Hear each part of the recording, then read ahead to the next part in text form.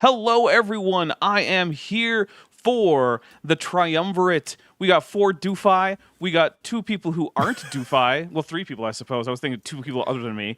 But we got Dan and we got Erica. And just to be weird about it, we're going to go from bottom to top, right to left for intros. So we're going to start with Erica. Ooh la la. Is that my cue? Do I get to go? Yeah, just go talk about, like, Erica things. Say hi to people. Hi. Hello, I'm Erica. I'm Gutsit Gibbon. I'm your gentle and very modern co-host for the night.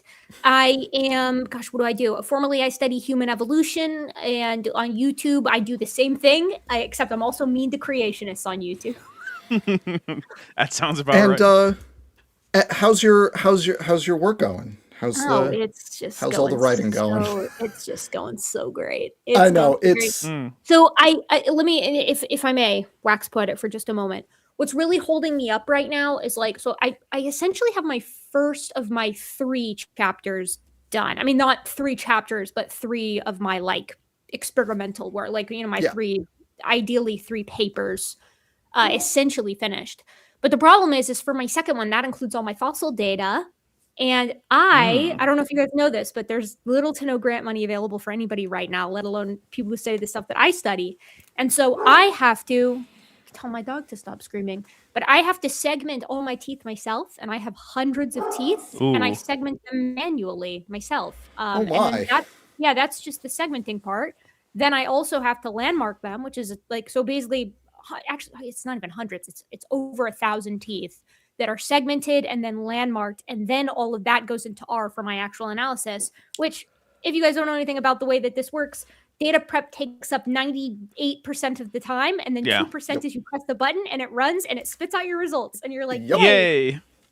And either it works or it doesn't, and the first 16 times it doesn't work, and then it works. Yeah. On the bright side, it wasn't that long ago that you would have to do things like run your own regressions by hand with paper and like an abacus. So, I mean, genuinely, the thing that I do, which, my stuff is all shape data, I think it would be not impossible, but borderline impossible to do what I do by hand, which actually makes learning what it is that what each line of code is doing all the more frustrating, because I'm like, oh, okay, this is running my, as Dan will know and love here, my Markov chain Monte Carlo. Yay! I know how that works, kind of, but it's there's 8 billion steps. Yep. Yeah. Equation wise that I have written down in a notebook. But if you ask me to do it, this is my last thing and then I'll be done. I was talking to my committee and I was like, one of my committee members, and I was like, just so you know, in my defense, if you ask me all of the steps of this, if you ask me to go up to the whiteboard and write down the 50 plus steps, I don't know that I'm going to be able to do it. And he was like, I don't think that most people can. As long as you understand it and have it somewhere, it's fine. But code is at a point right now where it's very, very rare that you can by hand write out every step. So right.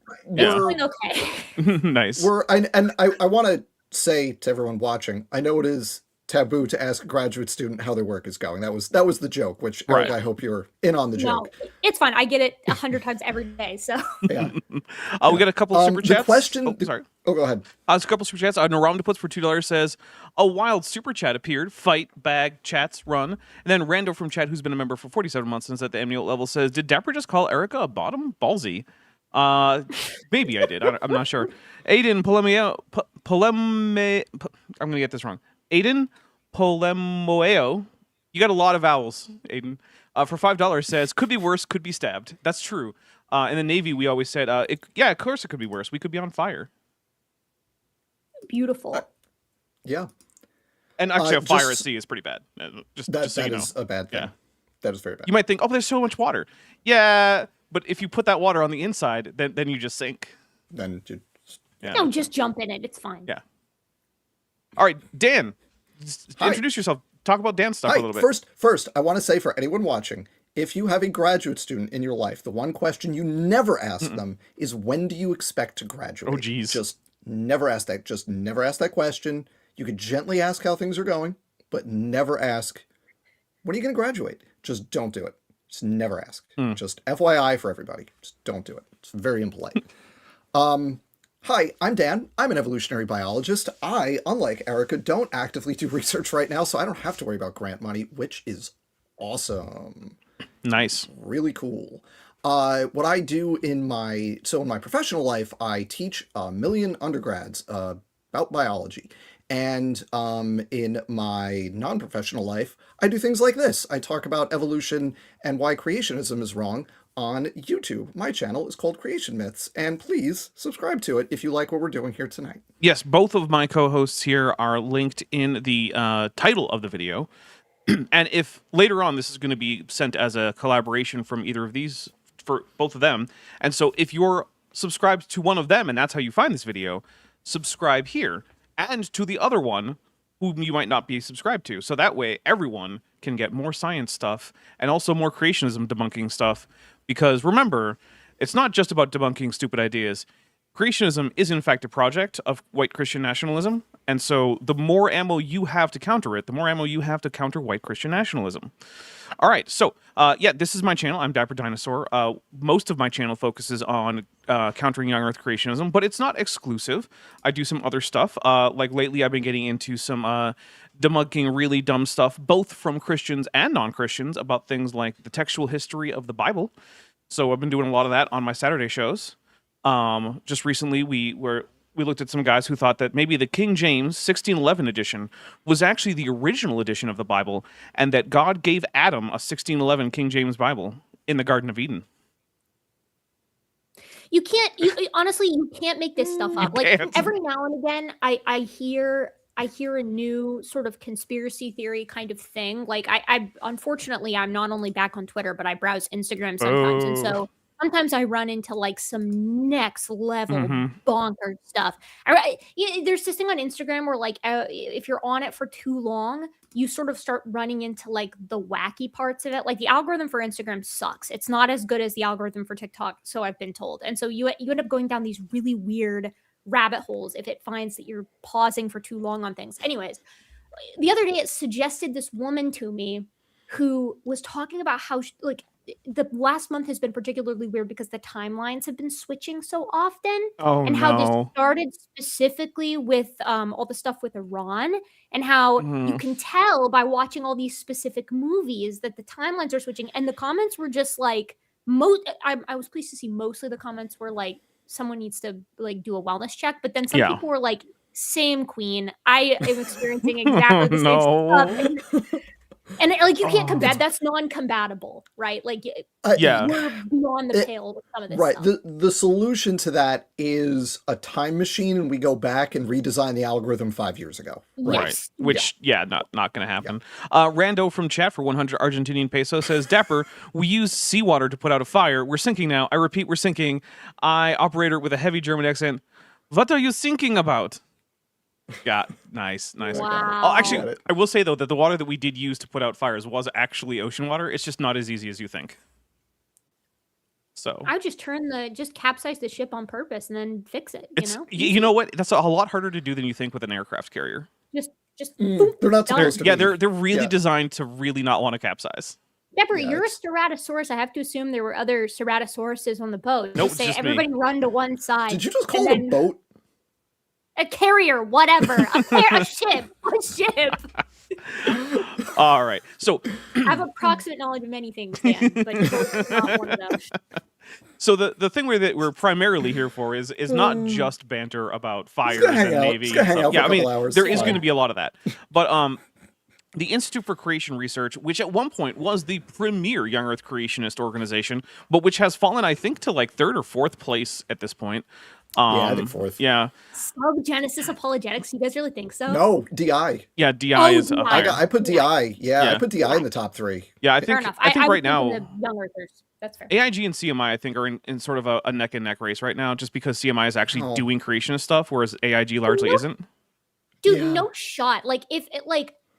Well, okay. If we're talking about output, then sure. I was thinking about like accuracy, and I was going to say no shot. Okay. AIG has nothing on CMI. CMI is leaps and bounds. It goes new creation, like 80 stories, CMI, 6 more stories, AIG All right. in the basement of the building, type of Right. Wait, and then Genesis Apologetics is in hell. Yeah. That's the Yeah. that's like the all right. scope. But so ICR put out this 5 new evidences of creation or something like that, right? They gave it one of those stupid titles. And so this is the Triumvirate. Every once in a while we get together. We're trying to do it a little bit more regularly. This is our second time in 2 months. And so we were looking around like, what do we cover next time? So this popped up, and so I have edited down this like 40-something minute pile of nonsense into like a little over 20 minutes. I've cut out more than half of it, I think. It's good. And It needs it. yeah, like, so what I've cut out is mostly just tying in their bits of science into like autobiographical details or come to Christ, like altar call moments. Because quite frankly, Jeffrey Tomkins, I don't care about your biography, and I also don't care that you're telling me to come to Jesus. I figure everyone in this panel and everyone in the chat is familiar with Jesus, and if you want to be a Christian, go for it. I won't stop you. And if you don't, I also won't stop you. So we got that covered. Before we continue, and Chad is going to roast me for this because I can't remember the guy's name right now, even though I could. Oh, it was Sam Kinison. Amazing comedian from the 80s and I think early 90s. And he's just go on YouTube and put in Sam Kinison, we know who Jesus is, and you'll get the idea. Yeah.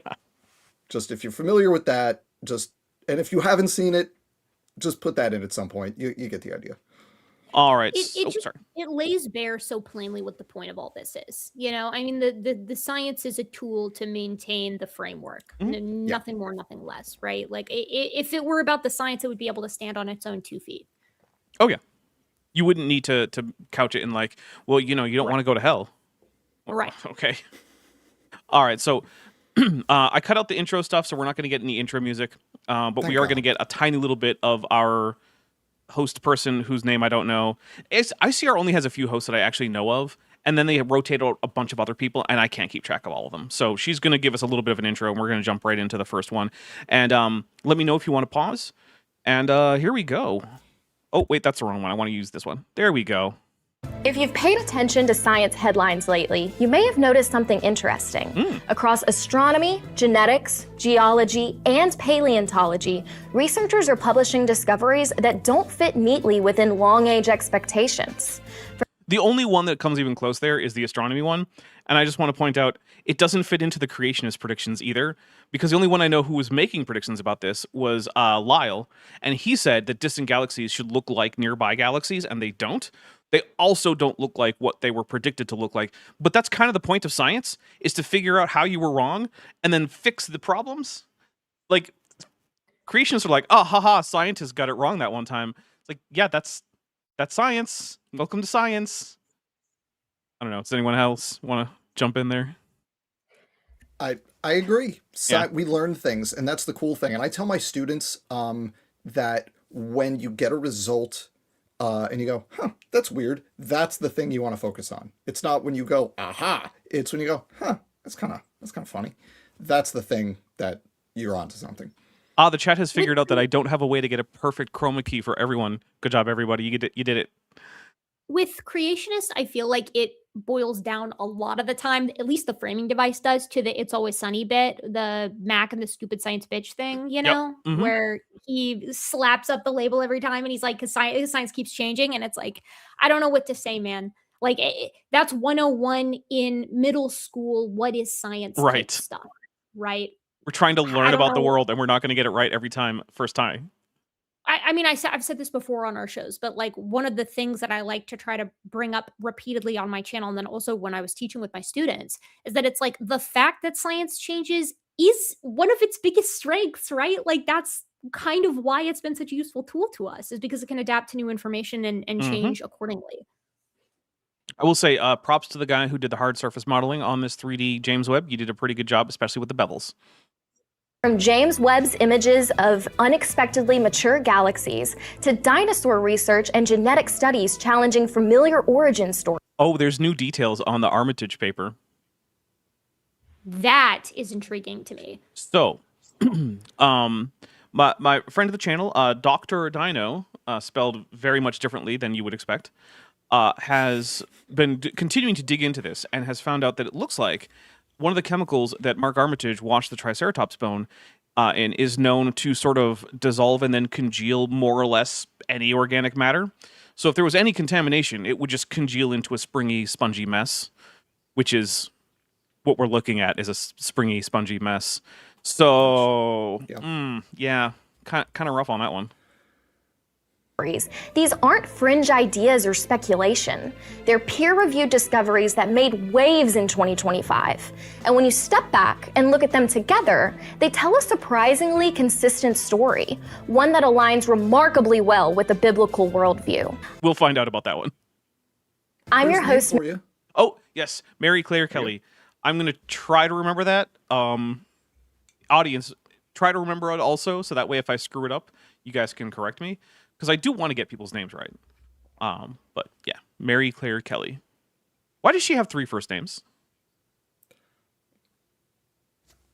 Okay. Mary Claire, and today we're counting down the top 5 scientific discoveries of 2025 that confirm a biblical worldview. Joining us first is Dr. Jake Hebert, physicist and ICR researcher. I want to point out, in the thumbnail, I did not exaggerate this man's forehead. People always ask, and I didn't. Just this freeze frame is, they kind of did him a little dirty on this. They got him unflattering on the angle. The man is just mega mind in real life. There's not a whole lot that you can do about it. Like, before we get into the actual content here, can we just appreciate that none of this research, with one exception where one of their people was a co-author on a paper, which I think we actually acknowledged that at some point. Yeah, when it first came out, we noticed it. Somewhere. We were like, hey, good for this creationist for, co-authoring a legit paper. With the exception of that one example, none of the things we're talking about were done by creationists, because nobody at ICR, with that one exception, at AIG, at CMI, at DI, Genesis Apologetics, none of these so-called creation scientists are actually doing primary research. Yep. In fact, they're just taking other people's data and misrepresenting it. And as you pointed out, the Answers Research Journal has not published a single paper now that we're a third of the way into 2026. That's odd. It's weird considering their output is usually about 30 to 40 articles per year. I refuse to call them papers because it's not peer reviewed. Right. But they put out about 30 to 40 articles per year in their fake journal that LARPs as a real journal. And so far in 2026, that number stands at 0, which is interesting. Shoot. Well, I'm a research scientist here at ICR. My background's in physics, and so I try to keep my pulse on... I just want to point out that when you say that you're a research scientist at Answers in Genesis, it's like saying, I'm a police officer on the movie set. I want to frame too, or I want to go back to the framing of biblical worldview in your interpretation, yes. Yeah. Many Christians would disagree with you. Many religious people in general would disagree with you. Turns out that many people honestly say that they have a biblical worldview and have very different worldviews. Things that are cosmology related, astrophysics related, because that comes up a lot when you're having these discussions about creation versus evolution. Yeah, that makes a whole lot of sense. Yeah. So when the James Webb Space Telescope, when it launched, many scientists expected it to confirm what they already believed about the early universe, but it seems... No, okay, this is a disingenuous framing, right? What people expected, what scientists expected, was that they would learn new things, and they made predictions based on their current models, and then they were like, let's see what's out there, to quote Captain Picard from the first episode of Star Trek The Next Generation. Well, I got to make it as nerdy as possible. You guys know that. But then it turns out some of the predictions were wrong, which is always what happens when you develop a new, better instrument that gets you like an order of magnitude better data. You're always going to find out, oh, hey, I was wrong about X, Y, and Z, and I was right about A, B, and C. That's how science works.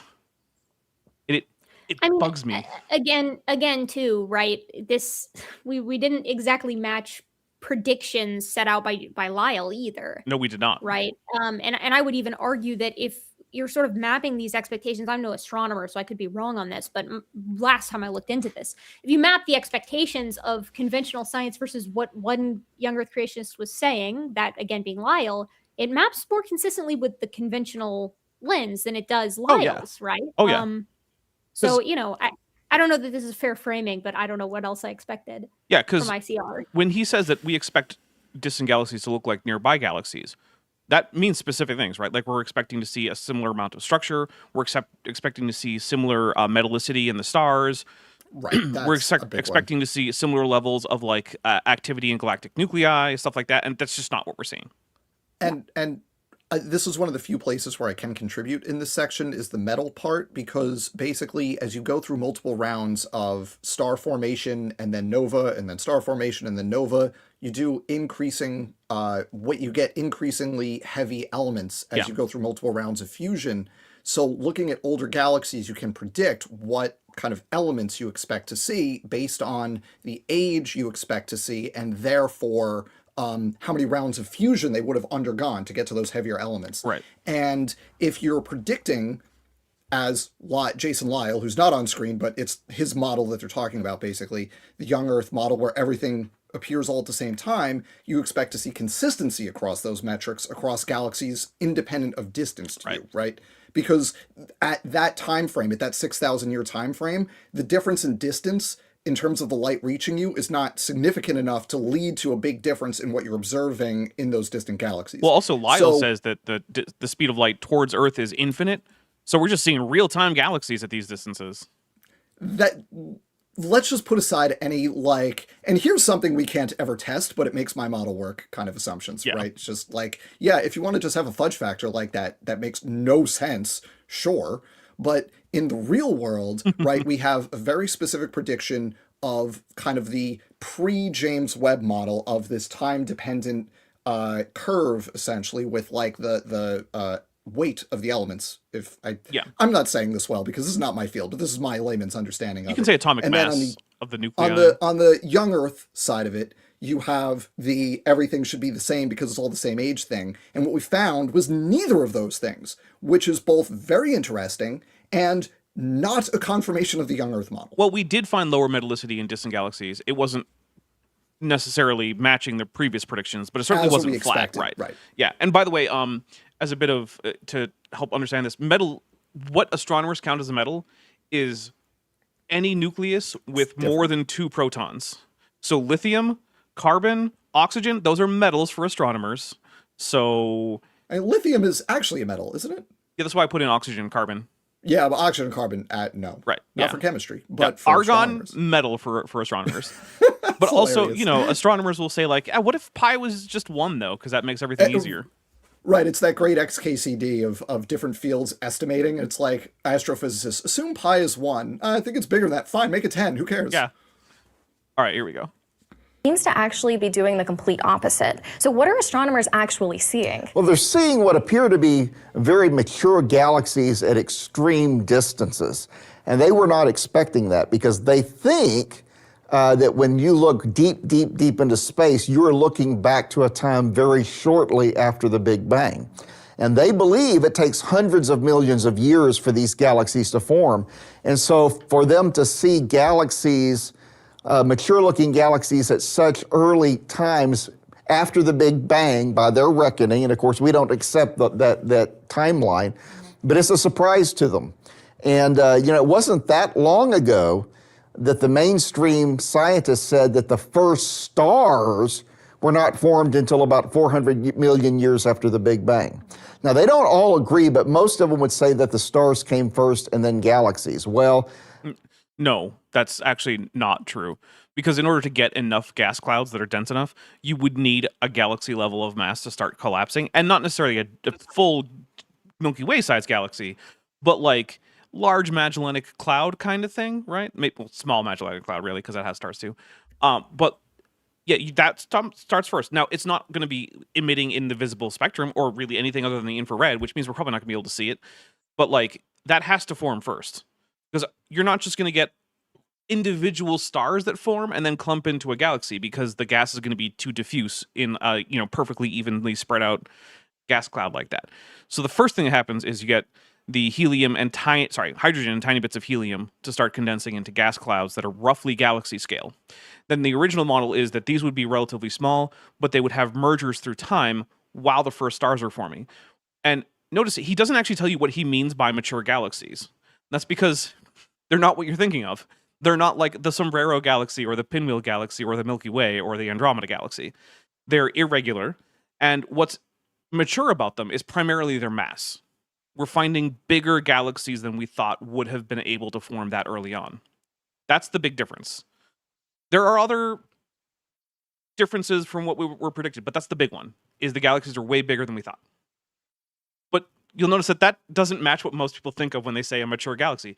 If you're like a space enthusiast, you're thinking the nearby galaxies that you saw with Hubble in like the 90s and the aughts, right? Like all those famous pictures of things like the Pinwheel Galaxy and whatnot, right?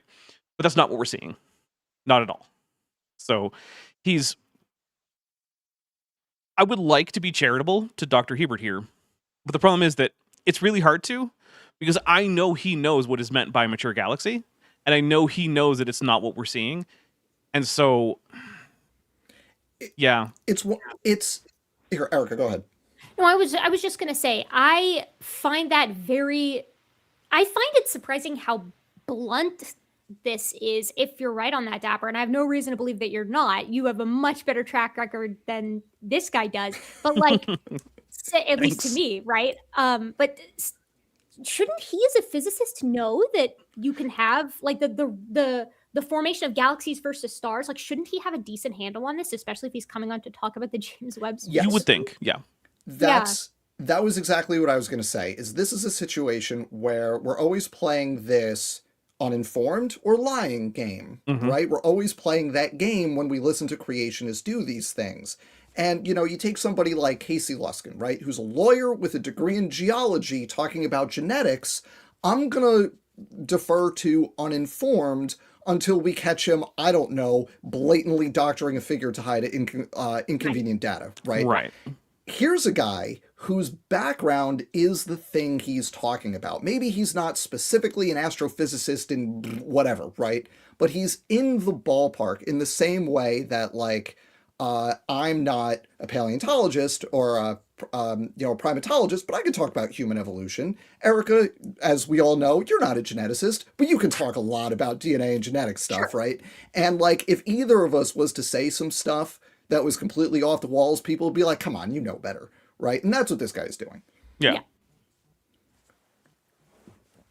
They've got a galaxy whose distance has been confirmed, given the standard assumptions, that they think, by their reckoning, it existed 280 million years after the Big Bang. So that's putting a lot of stress on their model. Yeah, that really proves to be like a really big issue for that standard Big Bang timeline, just like you said.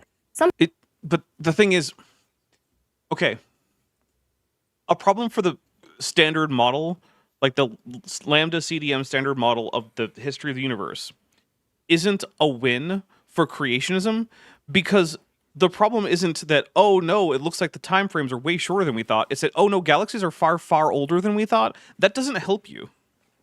That makes it worse. Right. That makes it worse, right? Yeah. Meme? Thank you, Chidi. I was in the background while we were listening to this. I pulled the video up in incognito tab so it doesn't wreck my recommendations. And I was just reading some of the comments because I wanted to see what people were saying. And it's mostly nonsense. It's like maybe a third creationist being like, amen, Jesus is king. 1/3 being like, here are reasons why I agree. And then 1/3 people being like, this is the dumbest thing I've ever heard in my life. So yeah. Well, those 1/3 of the real ratio ones. I don't mind, I guess. I'm actually surprised they're allowing negative comments to just go through. AIG doesn't do that. And Discovery Institute keeps comments closed on their video and does manual approval. Yep. Although they did Interesting. shortly after they put up a quote-unquote new Gunter Beckley video, they took it down real fast. So I know that a lot of people that I know put up comments calling out that, maybe don't put up the guy that died in a murder-suicide. And there goes my monetization. It's really strange to me. And correct me if I'm wrong, Dapper, you probably looked into this more recently than I have since you were the one that noticed the video. But I don't think they've ever, like, addressed the elephant in the room on that, have they? Not that I'm aware of. Okay. No, And they did a little tribute. Yeah, I way don't back. expect them to, honestly. I wouldn't either. I was curious, you know. Yeah. So if they ever do, if anyone ever notices them actually address the fact that Gunter Beckley took someone out on his way out, let me know, because I will at least give them the props for saying, hey, you acknowledge the problematic thing here that people have been pointing out to you for, what is it, like 2 years now? Yeah. Year and a I half. mean- Year and a half? Okay. Not quite a year and a half. It can't be convenient for them that every time they bring up any of his work, there are a million people that are affiliated with us or people with our perspective who keep an eye on this thing who are like, isn't that the guy that did the, you know, Yep. Yeah. the what it was it they say on TikTok, the Moida sewer slide Oh, no. to avoid the Here's the thing. I already said it. So if YouTube is going to demonetize this video, as they did with one of my recent videos, it's already the cat's already out of the bag on that one. Which means, hey, if you want to toss a $2 super chat in to make up for that, feel free. I used the colloquial word for phallus in a YouTube short recently, and it got me limited monetization. Ooh, Really? rough. Yeah. Yeah. Yes. Prudes. Yeah. Yeah. Prudes. Ridiculous. Yeah. The guys I was talking about, they decided to make up an instance of involuntarily doing adult things with a parental unit in the Bible that just didn't happen. And I had to talk about it, and I decided not to like pull my punches and just use the words. And YouTube was just like, "No." I'm like, "Okay, Nope, well, can't say that. This is Babyland, Dapper. I We know. can't talk about this is Nope. where you can watch Pain Olympics, but you can't actually. You can watch videos of people Seriously. actually dying on camera, but you can't. You can and say be the words. radicalized to support Yeah. genocide, but you can't say. also you like, can The watch word. fully naked people do yoga, but if Yeah, you you can. mention You can. anything around nakedness that isn't like the yoga, suddenly, careful." I actually The internet did go is looking for that a once. mistake. I was like, I heard about that. And I was like, that can't be true. And so I searched. I'm like, it is true. What the hell? That's, I mean, they get away with it because it's educational, right? Yeah, I That's guess. what they say. All right, here we go. People might hear that and think like scientists, they'll just tweak the model. Why is that such a huge issue? That's just what science is. literally how this shit works. Sorry. Naramdaputs for $2 says, make a good pun and Erica will visit you personally. No, that is true. Yeah. Although I'm sort of on the dark side right now because I've been trying to use them to my advantage to garner attention on my YouTube shorts, but people can sort of tell that I'm very venomous about their Yeah. usage. So I don't think it's working. You as well as I just, want it to. Erica, you just have to embrace it. And I, for one, fully Don't lead into support it. the Yeah, April puns. You don't should lean lead into it. Don't And lean into it. No, you should just do. And you know what you should totally do? That you'll no. Here's a tip from someone who's been doing this a while, and I won't say for chat how long I've been doing this, but because I'm old. Here's a tip. You should totally make puns that involve outdated cultural references for your students. students, They yeah. love that. Oh, yeah. They love it. Erica, Yeah. you should try it. Make outdated cultural reference No, puns. for your students. that I do. I can talk to my No, but it students has to be and like, puns. Yeah, No, specifically. it Yeah, does not. it does. It Oh, does yeah. not, Dan. It No, it must doesn't. be Because puns. no, it doesn't. Because the rip roaring good time that my class had when I asked them if they knew how to crank that Soulja Boy was incredible. They loved that. You They loved that. We talked about hitting the quan. We talked about the grittying. Like Wow. it was great. It does occur to me that if Naramdaputs is right, that enough bad puns or good puns will make Erica visit me. There's no That- such thing. that will- There's well, okay, no such fair. thing as a good pun. That- That's That would No, mean there that isn't. It's the Erica, warmest being one of brow. the few Yeah. of the science friends that I haven't actually gotten around to meeting in person, I could make that happen if I use enough puns. No, that's actually crazy, Dapper, because we could play back and forth on who visited which friends under cooler circumstances again, just as we did last okay. time. I'm not try- Okay. I I'm- haven't made any I'm- of these trips. Everyone, fine. stop. Let's go back to the physicist lying about physics. I'm not trying to do a measurement contest about like who had cooler trips. I'm just saying that I It's met fine, a lot it's fine. of people, and the most recent one was Jackson Wheat, who I spent a very long time not meeting in person. Okay. you know Rub it in what? some more. Yeah, Rub it in Dapper, some more. his wedding was wonderful. Chat. Get them to stop. I did have actually I was going for a wedding, and it was a very nice wedding. The groom walked In down the aisle Shreveport. to a very nice piano arrangement of the Star Wars main theme, which That's was pretty great. I was That's not honestly pretty expecting. great. That's pretty great. And We've also, left this guy hanging for long enough. Okay, Look at him. I got a couple He's super. I got a super miserable. chat and a super sticker, and then we're gonna go ahead. So let's see. Luna's board now for $2 says, "Paying to let you guys talk freely, thank you." And then Goopdo3 for 99 cents sends a super sticker of the emoji with the rubbing the chin. And then we also have a bunch of trans rights flags, or just trans pride flags, in the chat. And I want to say yes, trans rights are in fact human rights. And this is a channel where if you disagree with that, there's this button at the top left of your screen. It's usually labeled YouTube. You can just click it, and you won't have to worry about that anymore. you could just Go find the door, Mm-hmm. or you can be shown the door, and then you won't have to see this channel ever again. That's Don't true. worry. Well, if I ban someone, they actually still can see the channel. They just can't Well, comment fair or, enough. or chat. They just but- can't talk. Yeah, fair enough. All right, here we go. So we can make them angry, and they can't make us angry. So Yeah. Well, you can only tweak it so much. Remember, they believe that you have these slow, gradual processes to explain how things came about, and it's the question is, do they have enough time even now? It just puts more stress on them. In fact, Okay, buddy, Jake, I'm gonna talk to you like you're 5, buddy. If you think that it takes 10 seconds to bake a cake, and I tell you no, it actually takes 15 minutes to bake a cake, and then you find a reason why, it actually takes 20 minutes, but you don't have enough time to mix the eggs and the flour together, guess what? You're still wrong, man. And I'm You're still taking in the closer to being wrong right. direction. He's So- taken in the wrong direction here. Jeez, it is amazing to me the degree to which they will say anything as like either science has to be right now about everything, or young Earth creationism is true. And those are the only options. Anytime science ever makes a correction, even if it's to move it farther away from what I believe, that's evidence I'm right, Well, actually. Well, and what about the hundreds of thousands of times that has been actually the case for young Earth creationism? You know what I mean? What about those times? Those are just fine. They're working on it. They'll find a solution. They'll fix it. It'll be fine. All right.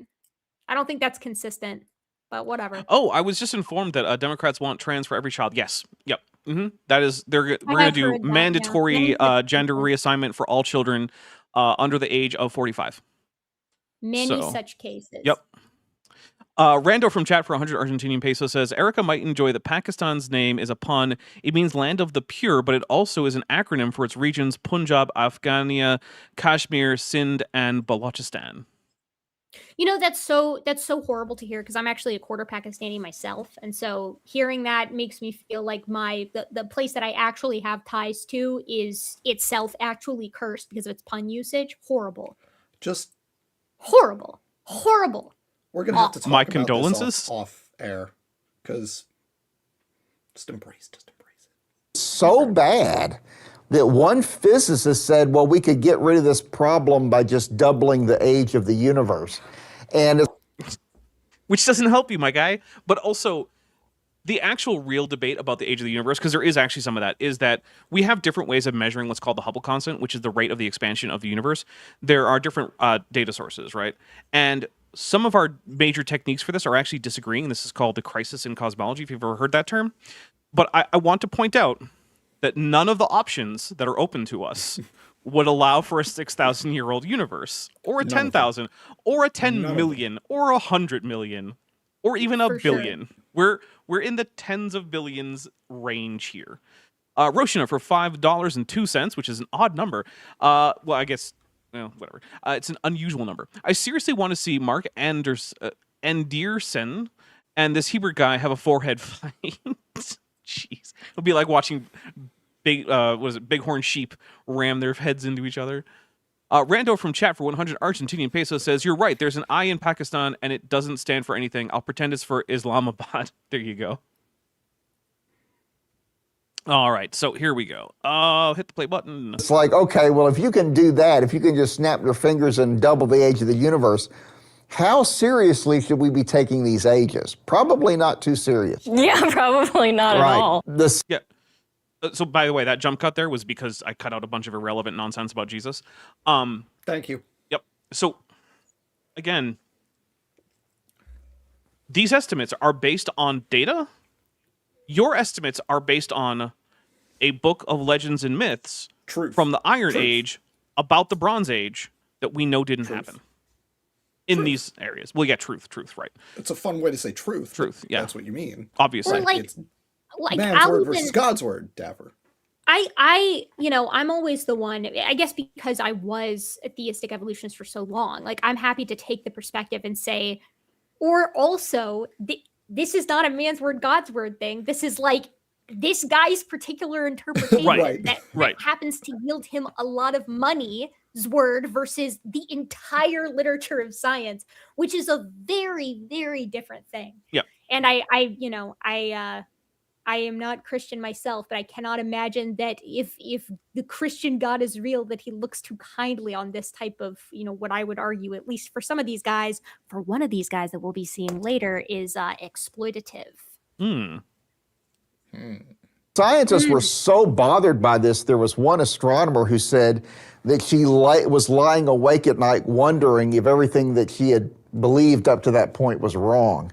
I want to say Okay, congratulations to this time out. astronomer for being gender fluid, because as Jake Hebert just used, he was she and he. So congratulations for Jake Hebert not being transphobic here and accepting the gender fluidity of this unnamed astronomer. It's Also- woke. AI or ICR has gone woke. They're going to go broke now, which actually would be true for them. They actually would go broke if they went woke. Also, I just want to point out that what he's describing is not unique to that particular scientist that he's talking about. That is literally everyone who's ever done grad school ever. Mm-hmm. Yeah. Yep. Also, So- or how about anytime anything has ever challenged any notion you've ever had that was like a major notion, right? You think about it while you're trying to fall asleep, because when you're trying to fall asleep, you think about a lot of stuff. Now, like I Thanks, don't know, brain. I don't know. Yeah, I don't know if like what the exact conditions of this person's like the story that he's sort of retelling here. I don't know the details of it, so it's possible I'm missing something here. But I find that the way that these guys dramatize, like, I guess I should say, open questions in science and the right. scientists' reactions to them is very conveniently narrativized. Let's put it that way. It's the story version of quoting that one line in the abstract where they say blah blah blah blah blah is an unresolved question. Mhm. You know, It is literally that. They Yeah, admit and it's it. like, okay, now read the next 3 sentences. Right. so yeah, what they say after that? Speaking of what they say after that, Orange Dot has, for $3, sent a super chat that is blank. Orange Dot, if you intended for there to be a message, please at me. And if not, thank you very much for your super chat. Now they're sort of acting like, oh, it wasn't that big a deal. But you could tell when those results were first coming out, they were really troubled by them. Yeah, this is making really big waves in the world of Yes. cosmology Yes. right now. So what's fast? A giant new telescope that can see farther back in time than any other telescope before, which has caused us to learn all sorts of new things, is causing big waves, guys. Yeah, that's kind of the point. Shocking. That's why we put it there. I bet some of those waves are gravity waves. That's LIGO. Fascinating is that challenges to long ages aren't limited to deep space. When we zoom in, way in, even dinosaurs are telling a story that doesn't quite fit evolutionary expectations.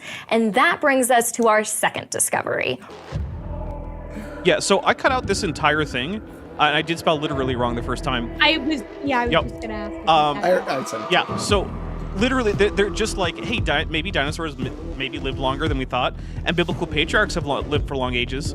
So maybe if dinosaurs could be old, then maybe humans could be old. Therefore, maybe the Bible is right after all. That, like, it's such a dumb argument that I cut it out. I replaced it with Dance of the Cryptek from the game Mechanicus. Sequel coming out this year. I'm excited for it. And yeah, we're just going to move into the next one after my little clip of Dance of the Cryptek. And then for 5 Kiwi bucks, Templar Warden says, we could double the age of the universe and still be vastly more accurate than their Joining several us now. orders of magnitude of difference. Correct.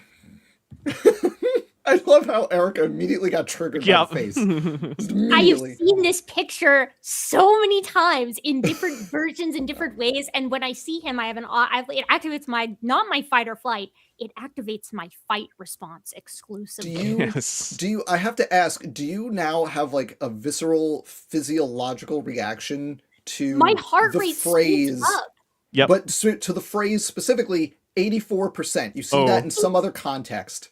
It's 84%. It's the word bombshell, because that's the one that Luskin used, and that's the one that always appears.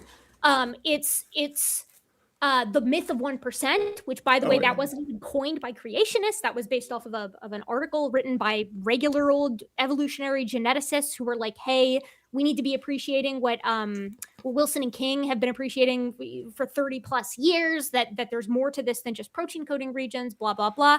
I am triggered by every single possible facet of this topic because I really think, you guys, that this is one of the most dishonest angles that creationists have ever taken on a subject, consistently from beginning to present day. First with the Tomkins stuff, then with the Luskin stuff. It makes me want to chew the drywall. I get so angry. So I'm ready to talk about this. I mean, we're going to do the same song and dance that I've done again and again and again, but I guess I'll try to be more concise about it this time. I do want to say Orange Dawn got back to me and said that they were trying to write a message about how they were able to super chat because of a good art sale. So congratulations on selling some art. That is not an easy thing, and it's always fun when you do it. All right. So let's bring back Tomkins. Let's not. Oh, we got to do it. We got to do it. We just hang out for 10 minutes and pretend we talked about Tomkins. Is Dr. Jeff Tomkins, molecular biologist at ICR. So you've spent years working directly with genomic data. In a nutshell, what kind of research do you personally work on at ICR now? Well, I first came to ICR and began working on the human-chimp DNA similarity issue, and I actually worked on that for over 10 years. And right now I'm still working in genetics, and I'm working with continuous environmental tracking as...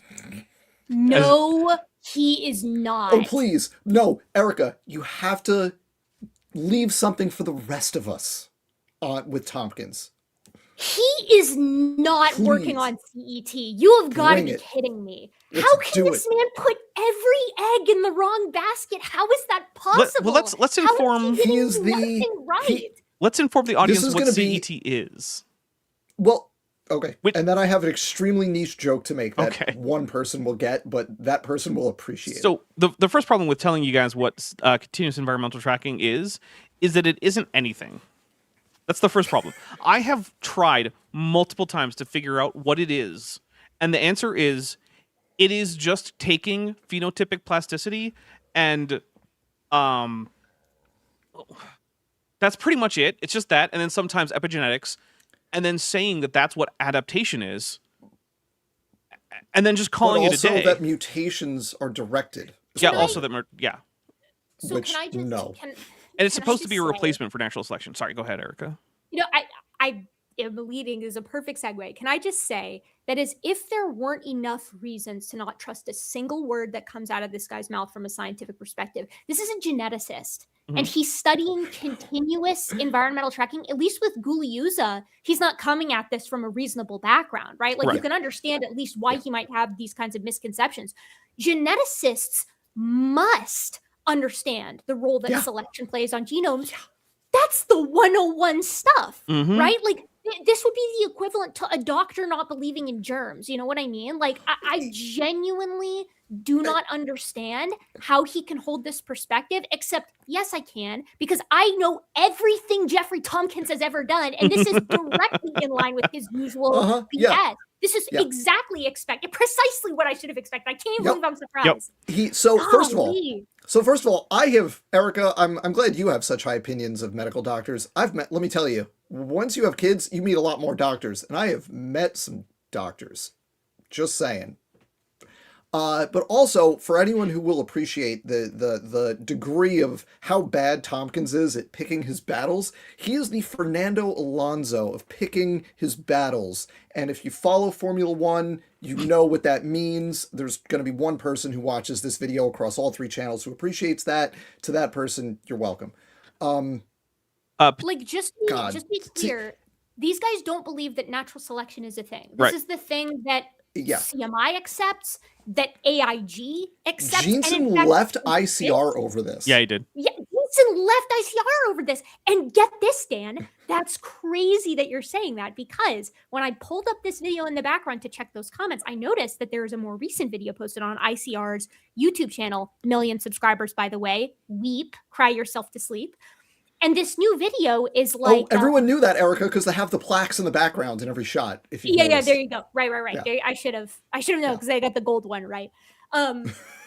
the newest video also has Tomkins. It's Tomkins being interviewed, and it's something along the lines of like, this DNA evidence will prove God, which that's an affront to scripture if I've ever heard of it, right? Like that's what role does faith play, my friend? Like I can't even imagine thinking that way. But either you said saying that design, I clicked on it, muted because I wanted to see. Okay, like is it chimp and human again? It's not chimp and human.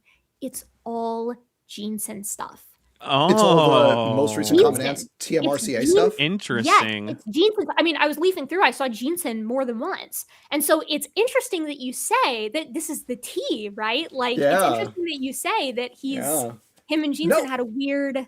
I will say, it's not a secret that Jensen left ICR over this. He wrote a paper on his way out the door for Answers Research Journal about how natural selection is real. Yep.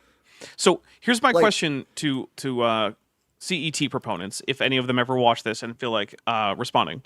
We know for a fact that there are genetic distinctiveness between species, and that some of these differences at the genetic level are the underlying genetics for the phenotypic plasticity or the ability to have the epigenetic responses that you were talking about in continuous environmental tracking. I need you to explain to me how those closely related species that even you think are closely related got there via the mechanism of continuous environmental tracking. Don't tell me how the phenotypic plasticity is allowed for by this difference. Tell me how the difference started, because nothing in any CET anything has ever come close to touching that. The answer that is closest to that they can/will provide is that things detect their environment. They always couch it in engineering language, but it's a detector and a response to whatever they're detecting. And the organism is doing, you hear various phrases for it, like natural genetic engineering or whatever, right? Directed change. And it's detecting its environment and consciously or unconsciously mutating itself in a purposeful way to generate the necessary phenotypes, which, yes, that does require knowledge of, if I change this, it's going to have this phenotypic effect. You have to have that knowledge ahead of time, and then a mechanism for causing these specific mutation to happen, which, for those keeping track at home, that was refuted preemptively in an experiment from the 1940s. Yeah. So CET guys, unless you have a new experiment demonstrating directed mutations causing a new phenotype that is actually better adapted, no, that's not going to work. We got a couple super chats real quick. Petite Flower says for $5, is this the Biggest Liars special? More or less, yeah. At least the ICR edition. And then Rander from chat for 100 Argentinian pesos says, C-design proponentsists are like Pinocchio, except when they lie, instead of their nose, they grow their foreheads. Oh, no. I do think Jeffrey Tomkins is dishonest, at least to some degree. The degree to which I'm not sure. There was a thing he did, Erica, though. Do you remember when we were all in the chat for his thing at whatever channel that was that did the interview? And I asked a question. I said, very basic question. Did you weight the sequences in whatever your newest thing that he was talking about was? I asked, did you weight the sequences by length before calculating the average? Because as Erica has famously documented, in one of his calculations, after he fixed the bugged version of Blast that he was using, he then redid the calculations, but he didn't weight by length. So an alignment of 10 nucleotides and an alignment of 1,000 nucleotides were counted the same. They each counted as one alignment. He didn't weight by length. And I asked him that in the chat, and he did not understand the question that I was asking. Which is astounding. Which makes me think... No, Dan, he said, he was like, well, I'm paraphrasing, but he said something in the tune of like, I don't think I've considered that. And it's like, what do you mean? That's like the thing, that's like the question. You know what I mean? Also, like how you deal with this famously I want to add this really quick, Dapper. I'm not the one who figured that out. I just popularized it. Right. So I'll add that because that was a Glenn Williamson original special. But I'd like to quote one of my favorite scientists on this topic, my hero, Dr. Rob Carter, who famously said on the subject, you can't exactly do that. he was trying to be so diplomatic. Good. I also want to point out Jeffrey Tomkins is a man who has failed to correctly add 2 3-digit numbers in a published work of his. That's a problem. Right? That's a problem. And not only is it a problem for Jeffrey Tompkins, it also means no one's checking. No one's checking. No one's checking. Yeah, when you say published, was that in like a real journal? Well, no, it certainly wasn't a real journal. I think it was in the ICR internal Oh yeah, what do they have? Creation Research Quarterly. Is that them? Is that theirs? Oh no, that's a Creation don't know. Research Society, which basically Yeah, that only one's- exists to publish the Creation Research Quarterly.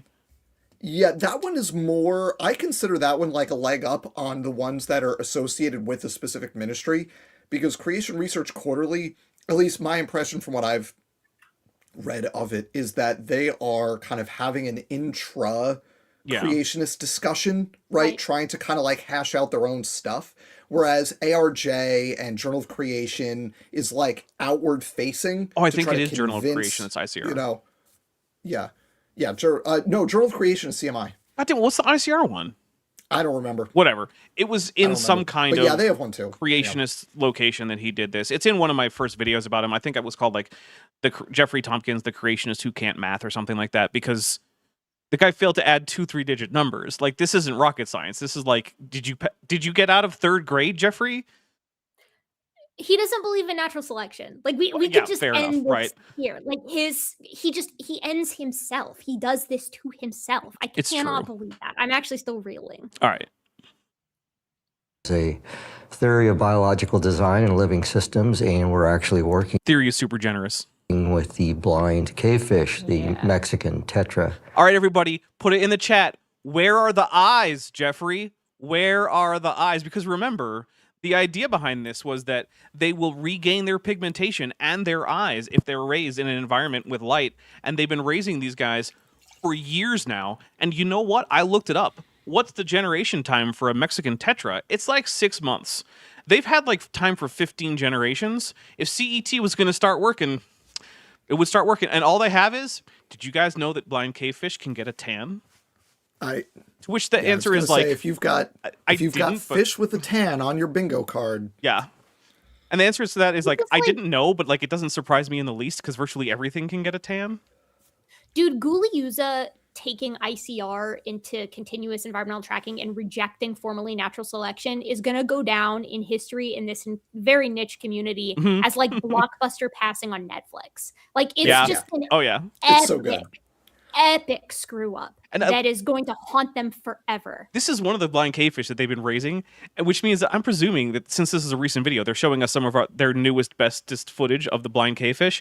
It's still see-through. It's still transparent. It's weird. Yeah, it's like there's no eye. There's It's still weird translucent. Skin covering there, and it's still translucent. Guys, come on. It looks like a first generation iMac. Like I can still see through it. Oh, and my favorite thing about this is that the paper that they use to demonstrate that if you try to raise these cavefish in an environment with light, they'll regain eyes, is actually a paper that demonstrated that the adaptation of eyelessness in different populations from different caves of Mexican tetras actually arose as a result of different mutations, because when you crossbreed the different cave populations, different parts of the genes that produce eyes are broken, which means together they have a full set of working genes for eyes. Yep.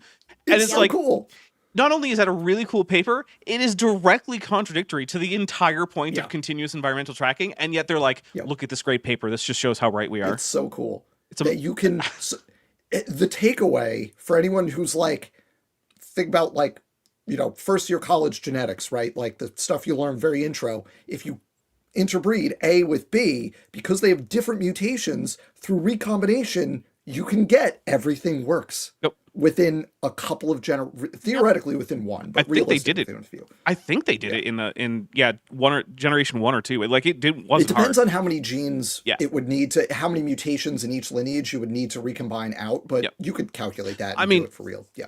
It's the other paper that I remember the most strongly was Randy Galuza thinking that a paper documenting the fact that certain beetles were like in their basal form had morphologies that were reasonably well suited to evolving miracle mimicry, right? Looking like ants, and thereby ending up living in ant colonies. And what he thought that meant was that you could get an adult beetle and it was undifferentiated, and then you could put it into a different ant colony and it would turn into looking like an ant of that kind, which is, again, literally the opposite of what the paper is telling you. Right. There's a let me phylogenetic intro- tree man. with each species Well- of beetle in this genus associated with the species of ant it parasitizes because it's a nest parasite. And like, If you no. if you don't accept that natural selection is a thing, obviously you're not going to understand how co-evolution works. Yeah, no shot. Yeah, no good like point. shot. just gone. Yeah. Yeah. Ashley loves. Oh, sorry. No, I was going to say, before we move on from this topic, I just want to say that Randy Galuza says something frequently that he is 100% correct about, and we give him a ton of guff for the CET stuff, but the reason he does it is this. He says that if you allow Darwinism, right, by which he means, he doesn't mean Michael Behe, all of evolution is Darwinism, he means actual variation generated by mutation plus selection, right? If you allow for that to happen, then there is no barrier from that to all of evolution happening. So you need to basically true. stop right there. And that's why ICR is anti-natural selection, because they recognize, and this is really a top-down thing from Galuza, that if you crack that door just the teeniest little bit to the mechanism of selection operating on mutation-generated variation, there is nothing stopping you from evolving a bacterium ultimately into a mammal and a maple tree, right? And they are correct about that. Sure. That is literally the only thing Randy Galuza is correct about. This is like, you do not, under any circumstances, have to hand it to Randy Galuza.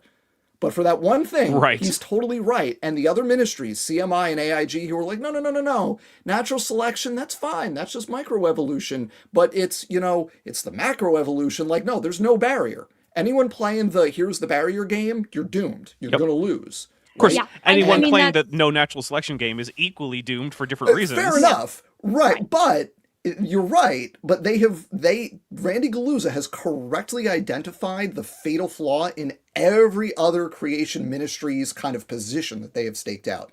And he's come up with a solution that is even worse. Yeah. But he's What's so- correctly identified the problem. What's so interesting about that is that echoes the scenario that happened in the 1920s, where when George McCurdy Price was trying to come up with a way to attack the Bolshevism and the non-fundamentalism that was coming through and pulling people away from the Seventh-day Adventist Church, he was like, you have to start with geology, because if the Earth is old, evolution follows. He was like, obviously creatures change in the present, so if they have enough time to change, then who's to say it can't go back to a last universal common ancestor? And that's Great when he wrote analogy, yeah. Yeah, it's just moving it to geology instead of selection, but it's the same recognition same of the problem. concept. It's almost like there's every single part of science is telling us that young Earth creationism isn't true. Weird. That's weird. Weird how that Weird works. how that works. Yeah. I got a super chat Yeah. real quick. Ashley Loves Behind for $5 says, they don't want you to know that our 84% chimp image god gave pre-Yiddish and 1611 KJV English to the negative test pope of linguistics 6,000 years ago. Mothra, curly smiley face. Ashley, that's an extremely so cursed, true. and also like I don't know how I feel that I get every single reference in there. So true. Yeah. Yeah, that's cheers to that. That was an excellent super chat. I think the science friends are developing our own subculture on the internet. It's a very niche one, but we'll take it. Many subcultures on the internet are. True. Sub-communities are Sounds fractal. like it Here keeps we you are. very busy here. Yes. So for decades, we've heard that humans and chimps are about 98 to 99% genetically identical. Erica, take it away. What do you say? For years, we've been hearing that. For years, people have been saying we're 98.8% similar, 99% similar to chimpanzees. This is so stupid. And the reason it's so stupid is because the very first paper that came out about this by King and Williamson, Wilkins, King and Wilson. by Wilson and King was like selection at 2 levels, the evolution of humans and the last common ancestor between humans and chimps. And it was talking about how at the protein coding regions, we are very, very similar, 99+% similar to one another. But when you back it up and you say, okay, if we're looking at regulation, or if we're taking into account these areas that we don't think are coding, is it more than that? And they're basically like, it probably will be. But the difference between all pairs of organisms likewise will be, right? So Jeffrey Tomkins has been on this brigade himself since about 2011, but he's actually not the original person that put it forward. The first person that started to have this conversation was Richard Buggs in like 2006. So really closely after that initial paper in 2005 that was like, okay, when you count indels, it's about 96%. Protein coding regions, it's 98.8% similar. Both are still correct, mind you, as was outlined in that paper. They're just 2 different ways to actually get a percent similarity. And Richard Buggs was like, okay, but like, what if you count the whole genome? Like if you just do a raw alignment, the number is going to be lower. And it's like, okay, yes, but it's going to be lower for everything, meaning humans being 99.9% similar to one another is going to drop. And so is rats versus mice, who are 85% similar to one another by the method that gets you 99 for humans and chimps. So it's going to drop precipitously as well. Likewise with, tigers and house cats and mastodons and mammoths and so on and so forth, all the way down the line. So Tomkins decides to make this sort of his life's work from about 2011 to about 2018. He says a decade, so I'm assuming he's probably got started on it before he started doing major publications. And over and over and over again, he publishes different ways in which he could get that number lower. First, infamously, by using a screwy version of BLAST, which is a genome alignment tool. And then after that, by not weighting his sequences, by using weird parameters and so on and so forth down the line. He finally gives up the ghost on this around 2018, 2019, which is when I think it was Cronenberg et al. Came out, and these guys were like, it's still really high, right? We've got all these draft genomes for humans, chimps, bonobos, gorillas, and orangutan, and they were like, the percent similarity between these guys is high, and we recapitulated the same old family tree that we have for the past decade and a half. Then the human genome was fully completed in the year 2021, 2022. And that's a telomere to telomere, like fully complete human genome, every single base pair marked. And we got the great ape sex chromosomes in 2023. And then finally in 2025, we got the full telomere to telomere genomes for all of the great apes. Protein coding similarity, 99%. That's going to be the same really for percent similarity, taking single nucleotide polymorphisms into account after alignment. And the raw alignment number is about, between humans and chimps, about 86%. It's a little bit lower than that within gorillas, because that number, that raw alignment, is specifically looking at how many base pairs in one genome can align 1-to-1 to the other. And that's not a great way to compare genomes, because what that means is that if I have one copy of a gene and Dan has 2 copies of a gene, since we're both hominoids, Dapper can't be compared because he's, a dinosaur, we would be 50% similar. Or rather, I would be 50% similar. I would be 100% similar to him because my whole gene can be found in him, but not vice versa, right? It's an issue of 1-to-1-ness. Some of the other comparisons that they found is that if you use this same method, bonobos and chimpanzees drop to being about 90% similar to one another. Likewise, Bornean and Sumatran orangutans drop to a similar percentage. Gorillas and chimpanzees are obviously less similar to one another by this metric than humans and chimps are. And what this did was this spurred a bunch of different additional inclusions in other analyses, not including these great ape genomes, of human genomes that are relatively complete to one another. And what we found is that within humans, you can get a difference that is surprisingly high by this method. That's not because humans are actually, 12 to 13% different from one another, because that's stupid. It's because structural differences that are not under the effects of selection, right? Like having an accidental duplication of a non-functional region, for example, can lead erroneously to these big percent similarity differences that aren't actually big percent similarity differences. Case in point, a human and a human can be, I think the number is actually like 8 to 12% different by this method. That's obviously then a stupid method to use. But that didn't change the fact that when this paper came out, Casey Luskin of the Discovery Institute seized on it. He called it a bombshell. He said that this is the new number, revised from 1%. No, we've had this alignment number since 2018, I think, with Richard Buggs and Siemens on one paper. And then there was another one that was specifically testing the human chimp similarity with a new alignment tool that got a similar number. So this was not out of the blue in and of itself, but more importantly, Luskin lied. Because this isn't a replacement number, right? It's not like it went from 1% to 85%. 1% is what you get for protein coding and single nucleotide polymorphism differences. 96% similarity or 4% difference is what you get when you're including indels. And 85% similarity is what you get when you take a raw alignment. Likewise, humans go from 99 to maybe 98-ish, including indels, to as large as 88% similar to one another using this method, which is why it doesn't work. But it doesn't change the fact that didn't impact, I should say, the fact, though, that Luskin then went on to write 12 full-length articles on this subject and how scientists had been, wrong all this time, and only the, sort of the creationists had kind of gotten a decent handle on this. And the way that he made his point was he doctored a figure. He omitted the entire portion of the supplementary figure that he included. He cut off the portion that showed that gorilla variation within themselves made one gorilla potentially as dissimilar to another gorilla as like 16% more than the difference between humans and chimps. So in order to make humans and chimps different from one another, he would have to say that two gorillas, not even different gorilla subspecies, right? We're talking about two haplotypes, if memory serves, just different created kinds, which is asinine, obviously. Obviously, yeah. Anyways, that's it. All right, well, we got a couple super chats. Light in the Ignorance for $2 says, Robin's 120, really awkward for young Earth creationists, isn't it? And that's the one that says, for since the creation of the world, God's invisible qualities, his eternal power and divine nature have been clearly seen, being understood from what has been made, so that people are without excuse. Yeah, so they love that verse, because I think it means that everyone actually knows that they're right, real, like, deep down. But in reality, it's not a super convenient verse for them. Petite Flower for $5 says, Cult of Science, friends. Guys, we're starting a cult.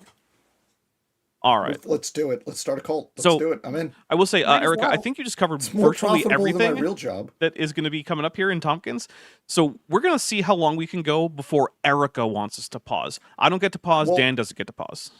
I just want to, before we do that, I just want to say, for anybody who's watching this not live right now, I need you all to appreciate that Erica just did what she just did off the cuff. That was not like written out on screen. She just does this. And what I think we should do is we should record an 84% rant. Yes. And just anytime this comes up, just like drop it in. Just have like just the canonical rant. We really should, because I'm sick of having to have this conversation. And what's extra annoying to me is that these guys know this is bullshit. Oh, yeah. And the reason I know they know is because everyone else knows. Every time this comes up, people are in the comments using, if I may, my talking points because I'm right and they're wrong. And that's not because I'm some kind of super genius. What I did was I emailed the authors. That's it. Amazing. That's it. It's a superpower. That's all I did is I emailed the authors and I was like, hey, help me understand this. And then you know what I did? When I made my first video on it, I had them watch it first. So I am so sure that I'm right on this. Right? Like, I know that I'm right on this because I've made mistakes in this subject before. Not anymore. I was extra double positive that I was correct on this. And so it really gets my goat that they just, like, because I feel so guilty when I'm accidentally wrong on something, so that the idea that they can come out and be purposefully wrong really makes me angry. Yeah. So I want to just point out for everyone that the importance of the email the authors thing, because I have 3 examples of that I can give you on how important this is. Okay, so number 1. I know one of them. Wait, you know one of them because you were one of the people. So way back, like 5 years ago, the early days of my channel, when I was still upstairs in the other room where I used to record on my laptop, way back in the day, I had a chat with David Neff about Jeanson's work. And one of the fun things that we did was the paper that Jeanson used to get his numbers. David Neff emailed the authors and said, hey, did you filter out somatic mutations? They were like, nah, we weren't even looking for that. And there you go. That's the end of that debate. Like, done, right? And then, so there was that one. There was the one with Herman Mays and Jeanson. I love how half these are about Jeanson, where the paper that Jeanson did the CSI zoom and enhance thing on the phylogenetic tree to like figure out the mutation rate. And the authors there were like, we were looking at structural variations, not point mutations, so we didn't even filter out sequencing errors. Done. And then the one that Erica knows is, of course, the conversation with Stadler and Baum from last year with the phylogenetics and separate ancestry paper. Yes, and sir. so there are two things you can always do if you run into a scientific paper that you're not quite sure about. You can always email the authors, and they will be more than happy to do two things for you. And as someone who has done this, I can tell you how excited we are to do these two things for you. One, straight up, we will send you the paper. Oh, yeah. Like, sometimes these papers are behind paywalls. The authors will 100% send you a PDF. All good. And the other thing is, if you ask the author, hey, could you tell me about this paper? Could you explain your methods? The authors are so happy that someone cares. Like, we will explain it to you repeatedly, slowly. We will answer your questions. We are happy to, because no one reads this stuff. You're basically asking a nerd who made their hyperfixation their career to explain their hyperfixation to you. Exactly. They will do That's it. exactly what you're doing. Yeah. So you can always do that for the authors. And when you do that, you get a really good idea of when it's an author who isn't like absorbed in the creationism stuff like we are here. They go, oh God. Yeah. Or if Yep. it's someone like Baum who has to deal with this periodically, their response is like, did a creationist get a hold of my paper again? Is it going around Yeah, again? every And they- time. Yep. Every time. All right. There's a handful of papers like that that So go if we around. don't play and the if you video, we're email never the gonna authors, finish. They're like the creationists got it again, didn't they? And we're like, yeah, the creationists got it again. So, Dapper, Yeah. how about this? Okay. Can you put it on times 2 speed? I don't think I can because I'm playing it internally here. If you're uploading the video now. So where dang. did that number come from, and how does your research differ from that? So Eric, are you the only one who can Well, pause you know, this? that number originally came from just comparing protein coding genes that are very similar between humans and chimps, and actually between humans and any mammal. You know, Pause. the base. They're very similar, but they're similar in a nested hierarchy. So they're the Right. most similar between humans and chimps, and then between the human chimp group and gorillas, and then between that triad and the orangutans. And also, they didn't compare the proteins that were similar. They compared all the proteins that they could, and they turned out to be really similar. Continue. Basic genes that encode proteins that perform metabolism and basic cellular function are going to be similar because it's common code from a common designer doing a common thing. So a lot of these early similarities were done before the days where, you know, we could sequence genomes literally from end to end and do it quite thoroughly and completely, which Those days were like pre 3 years ago, right? Like the ability to sequence them end to end. Tomkins never worked with that data. No. Like, so why is he going to sit here and try to pretend, although I haven't watched this, so I don't know. Does he gas up his own work on this I subject? think he does, if I remember Oh, correctly. he sure does. Even Awesome. though the methods and the actual numbers are different, and the 84% that Luskin came up with, for computational reasons, was actually wrong because of the way he like fudged different numbers together. It's not actually correct. It doesn't matter because it's the hierarchical pattern, that the nested hierarchical pattern that matters.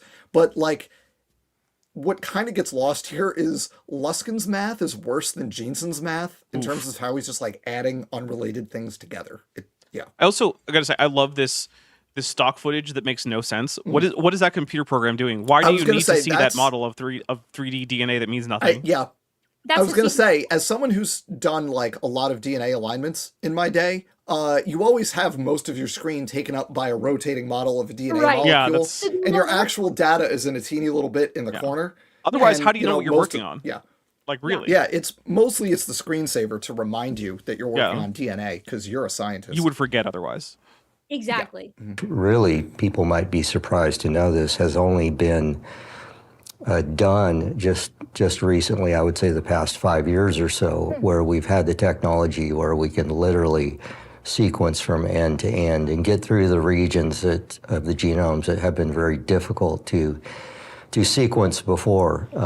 But now that we have that technology, it's becoming very enlightening looking at humans and their complete genome sequence, and then comparing that to the complete genome of, say, chimpanzees or gorillas. Or What about, hey Jeff, what about the comparison between the human to the other human reference genome that was included in that study?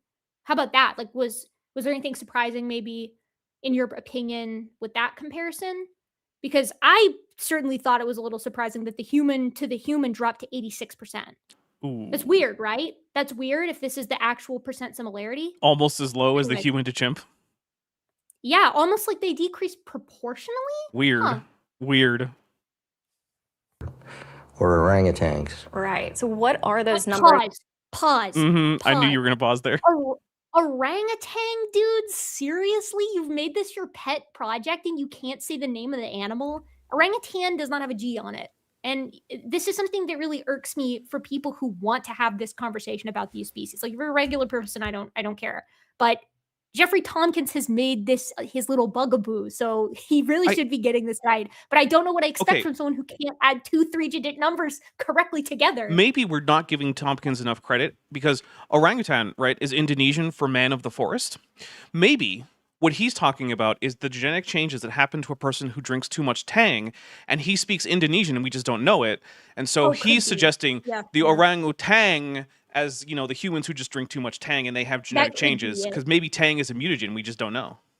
That could be it, Dapper. Yeah. I can't believe I didn't account for that. Yeah, like you it's subtle, right? And it's so subtle. If I'm being honest, you wouldn't expect Jeffrey Tomkins to be like a fluent Indonesian speaker, so fair. It takes a linguist. It takes a linguist to catch that level of subtlety. Right. Yeah. Okay, let him go. Beebs U2B for $4.99 says, I'm 5 minutes behind, but as a fellow scientist, I just want to praise Gibbons' rigor and care when dismantling at this debunking content. Thank you. Oh, sorry, disseminating this debunking content. Thank you. Thank you. And thank you. You mean crashing out? Yes. Because I'm really good at crashing out on this particular subject, actually. And this from the guy who has dedicated his current work to freaking continuous environmental tracking. Jeff, what are you talking about? You can't be serious. You cannot be serious. I cannot be getting lectured to by this clown on this subject. Light in the Ignorance for $2 says, that's a loathsome bit of wordplay, Dapper, with a handshake emoji. Thank you. All right, let him go. That you have discovered. Well, when I first began investigating the issue, the first thing I did was download the top evolutionary papers. All right, Dan. That you have discovered, to Jeff, I just want to, the effing nerve that you have to, that's it. That's all I got. Just, okay. Man, come on. I can't with that too, right? Like, brother, you got this wrong for decades straight.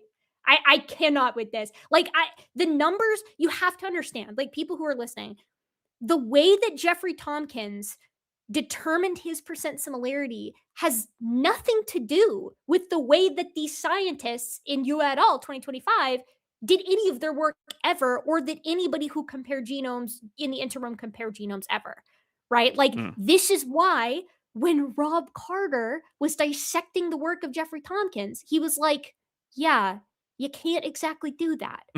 None of it worked. Also, none of it. I just love that whoever the editor is here, in a talk about how different chimpanzees and humans turned out to be, put stock photos of a human and a chimpanzee doing almost the exact same thing.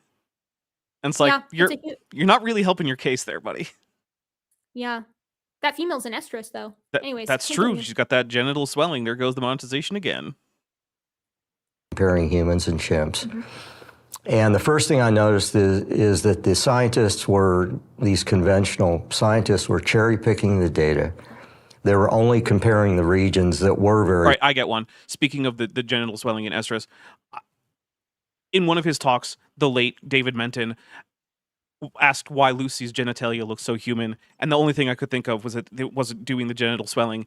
And I was like, my guy, you are paying way too much attention to the genitalia of a Australopithecus afarensis model in a museum. What are you doing?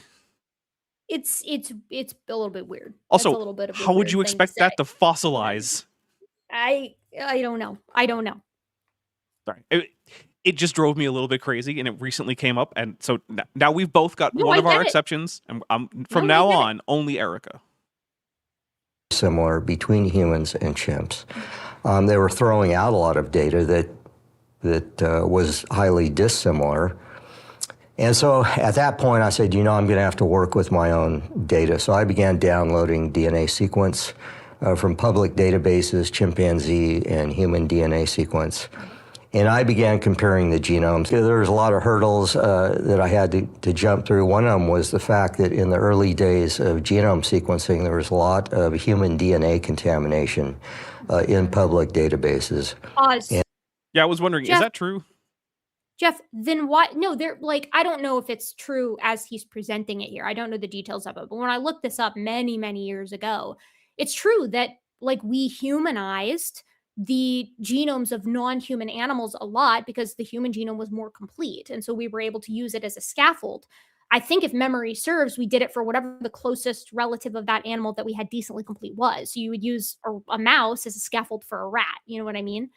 What's really compelling about this, or interesting, I guess is a better word to use, is that when we used the de novo sequences between the human and the chimpanzee, the results didn't change. Like if this was a problem, if the humanization, which Jeff made a big fuss about this around, I think it was his 2015, 2016 stuff. If it was that big of an issue, then the numbers shouldn't have, they should have changed substantially in between then and Cronenberg 2018, Marseille and colleagues, upward to the grade 8 sex chromosomes, and then to you et al. But they didn't. They didn't. And again, I have to remind everybody the 85% number we had since 2013. That number wasn't new either. None of those numbers were new. So where was the big impact of humanization here? Continue. And I actually showed in one study that at the beginning of the chimpanzee genome project that there was a lot of human DNA contamination in those early data sets, which made the genomes more similar than they should have. Dapper, what is that? What's the year on that? 2023. 2023. Okay. What are you talking about? The chimpanzee genome project was from 2005. Why is this 20 years late? If you were the one that noticed this and look, he's bad at math. It took him a while to figure it out. That's actually good for creationists. Yeah, He's only 20 years late. That's actually good. Yeah. That's better than average. I was just watching how much- Kenthoven from the 2000s, and he was citing things from the 40s. How much more Tomkins is there? Please God, tell me there's how much more. This series, doing this regularly, is going to cause physical damage to Erica. That's probably true. If we keep talking about this, it's going to. Do you want me to skip through the rest of Jeffrey Tompkins? You think we've covered it? Just tell me how much there is. I don't actually know. I can so we're at 7:58. I can scrub through. Keep going. It's okay. Oh, bugs. Yeah, It's all so bugs. It turns out he's Yeah, we most gotta. of the rest Can of we it. talk about bugs for a second? Yeah, but let me get this back to 7:58 and read the super chat. That's close enough. 7:56. Templar Warden for $5 Kiwi says science friends crash out in response to 5 lying idiots. The stream. Also, he had to get his own data, so he downloaded someone else's data. Literally, Dapper. What is he talking about? What are you? Yeah, it's not his data. About? It's not his data. Yep. No. Shocking development. No. See, it's our data, comrade. He's a secret communist. Okay, let's continue, and then let's talk bugs when we get there, because I think Let's talk bugs when we get there. Okay. More similar than they should have been. Plus, they were assembling the chimpanzee genome based on the human genome. So, in the chimpanzee genome, they would just produce snippets of DNA in what we called a shotgun approach, where they wouldn't do it methodically, section by section, like they did the human genome, because they didn't have as much money as they did for the Human Genome Project. So they began just hanging these snippets of chimp DNA onto the human genome as a scaffold. The Human Genome Project was shotgun. Humanizes the chimp genome even more, and when you factor in the human DNA contamination, it makes it that much worse. So, okay, pause. the Okay, Dan, I know you wanted to say that. I just thank you for pausing on my behalf for that one. I wasn't. The original way we successfully sequenced the Human Genome Project was via shotgun sequencing, Jeff. That's how we did it. There were two competing things. There was the publicly funded Human Genome Project run by Francis Collins. And then there was the private one, the Craig, what's his name? Craig Ventner? Whatever. I thought it was Ventnor, but I'm not positive. Whatever. He did the other one, and they ended up kind of like ultimately collaborating, but there was some stuff going on. But the technique that ended up working was you do shotgun sequencing and then you daisy chain the pieces together, right? Yeah. You have this fragment and you have that fragment and they overlap a bit and you can chain them together, right? I don't know what he's talking about. That's how we originally sequenced the human genome, was shotgun sequencing, Jeff. I also want to point out how hypocritical it is to complain about the lower funding for the chimpanzee genome project while also being a stooge for the group of people who are slashing all science funding, including for cancer research, Jeff. I mean, there's that. And also, this is so unbelievably disingenuous to paint this story like we only came to understand that humans and chimps weren't as similar as we thought when we did Jeff's incredible, immaculately conceived idea of not using the human as the reference genome. First of all, we were not doing that from 2018 onward, and we had all of the numbers that I just talked about, protein coding, SNPs, indels, and raw alignment from 2018 onward. So that's not new. Thus, it's not news. But on top of that, to frame it like the humanization thing was an issue literally until 2025 is factually wrong, because one of the paper's abstracts from 2018 was like, we did de novo assemblies for these. That was like the big production of the paper, right? This is actually just like a lie, right? Like I know he knows the difference here. I know he knows this. He's been on this topic for long enough. I also just noticed that the walls aren't concrete blocks. That's just a little like wrap that they've applied to the wall, and that makes me disappointed. Your set is less cool than I thought, guys. You could not possibly be as disappointed as I am. Well, yeah, obviously the science is way more disappointing, but like I bet that big plant in the back is fake too. Probably. It looks fake. Yeah, probably. Early days of trying. I bet that DNA on the left is also fake. I bet I was gonna make that joke. I was gonna say I bet it twists in the wrong direction, but to compare human and chimp DNA sequence was kind of a challenge because of all these issues, that were going on based on the technology that they had at the time. But despite all that, my data was showing the human and chimp genomes were about 84 to 85% similar. Nope. And now that the technology... Wrong. Pause. Nope. Your number showed that they were first 70% similar. Then you got busted for using the wrong version of BLAST. Then you showed that they were somewhere in between 80 to 89%. Then you had one that was roughly 86%. And then you had one that included 84-ish% in your range. But that is not the same. And by the way, that was across a decade of research. So I really, really don't think that you want to take this. Hey, Erica, was he using the same methods that Luskin used to get the 84% in that original DI article?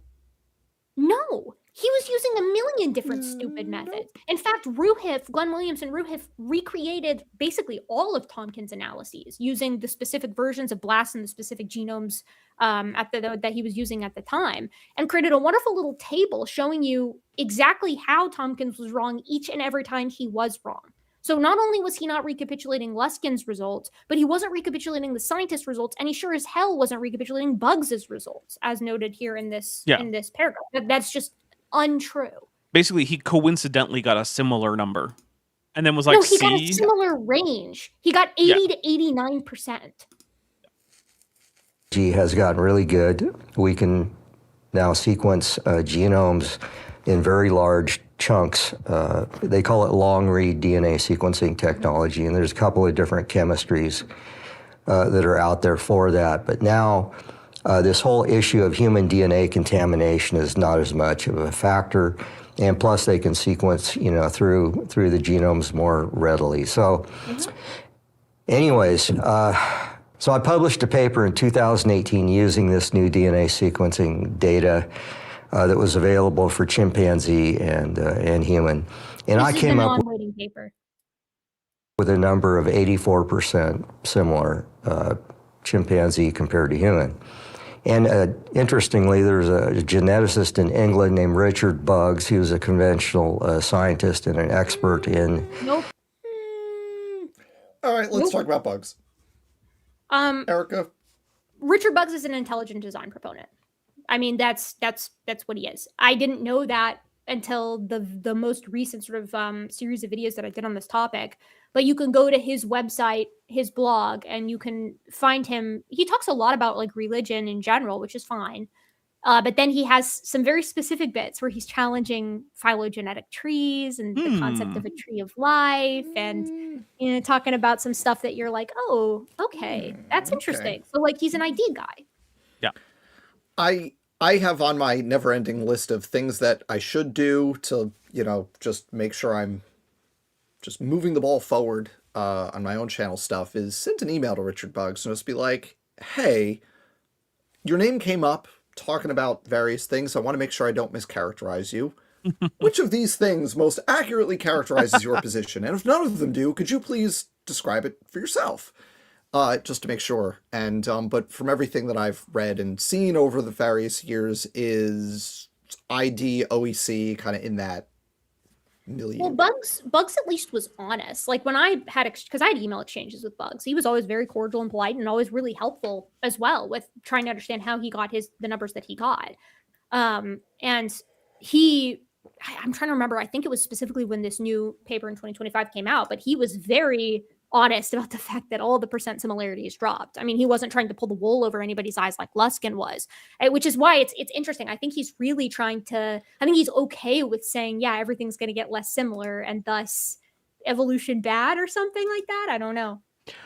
Arrow Dodger, who's been a member for 17 months and is at the Amulette level, says, this set is making me half expect Mr. Plinkett to walk in at some point and wacky shenanigans to ensue. Do you mean like the ICR set or my cave set that I have us projected on?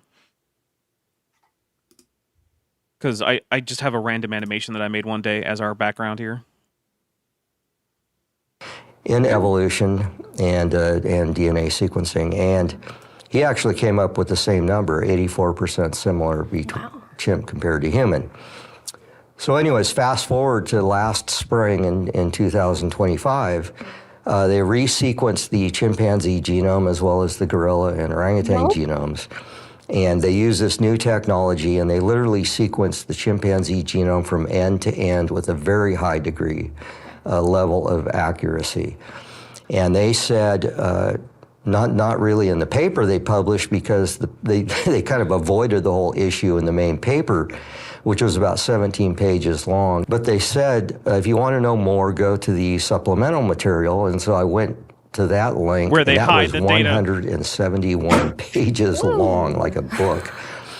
And so kind of buried in there were the actual numbers for chimpanzee compared to human, and it was 84 to 85% similar. Wow.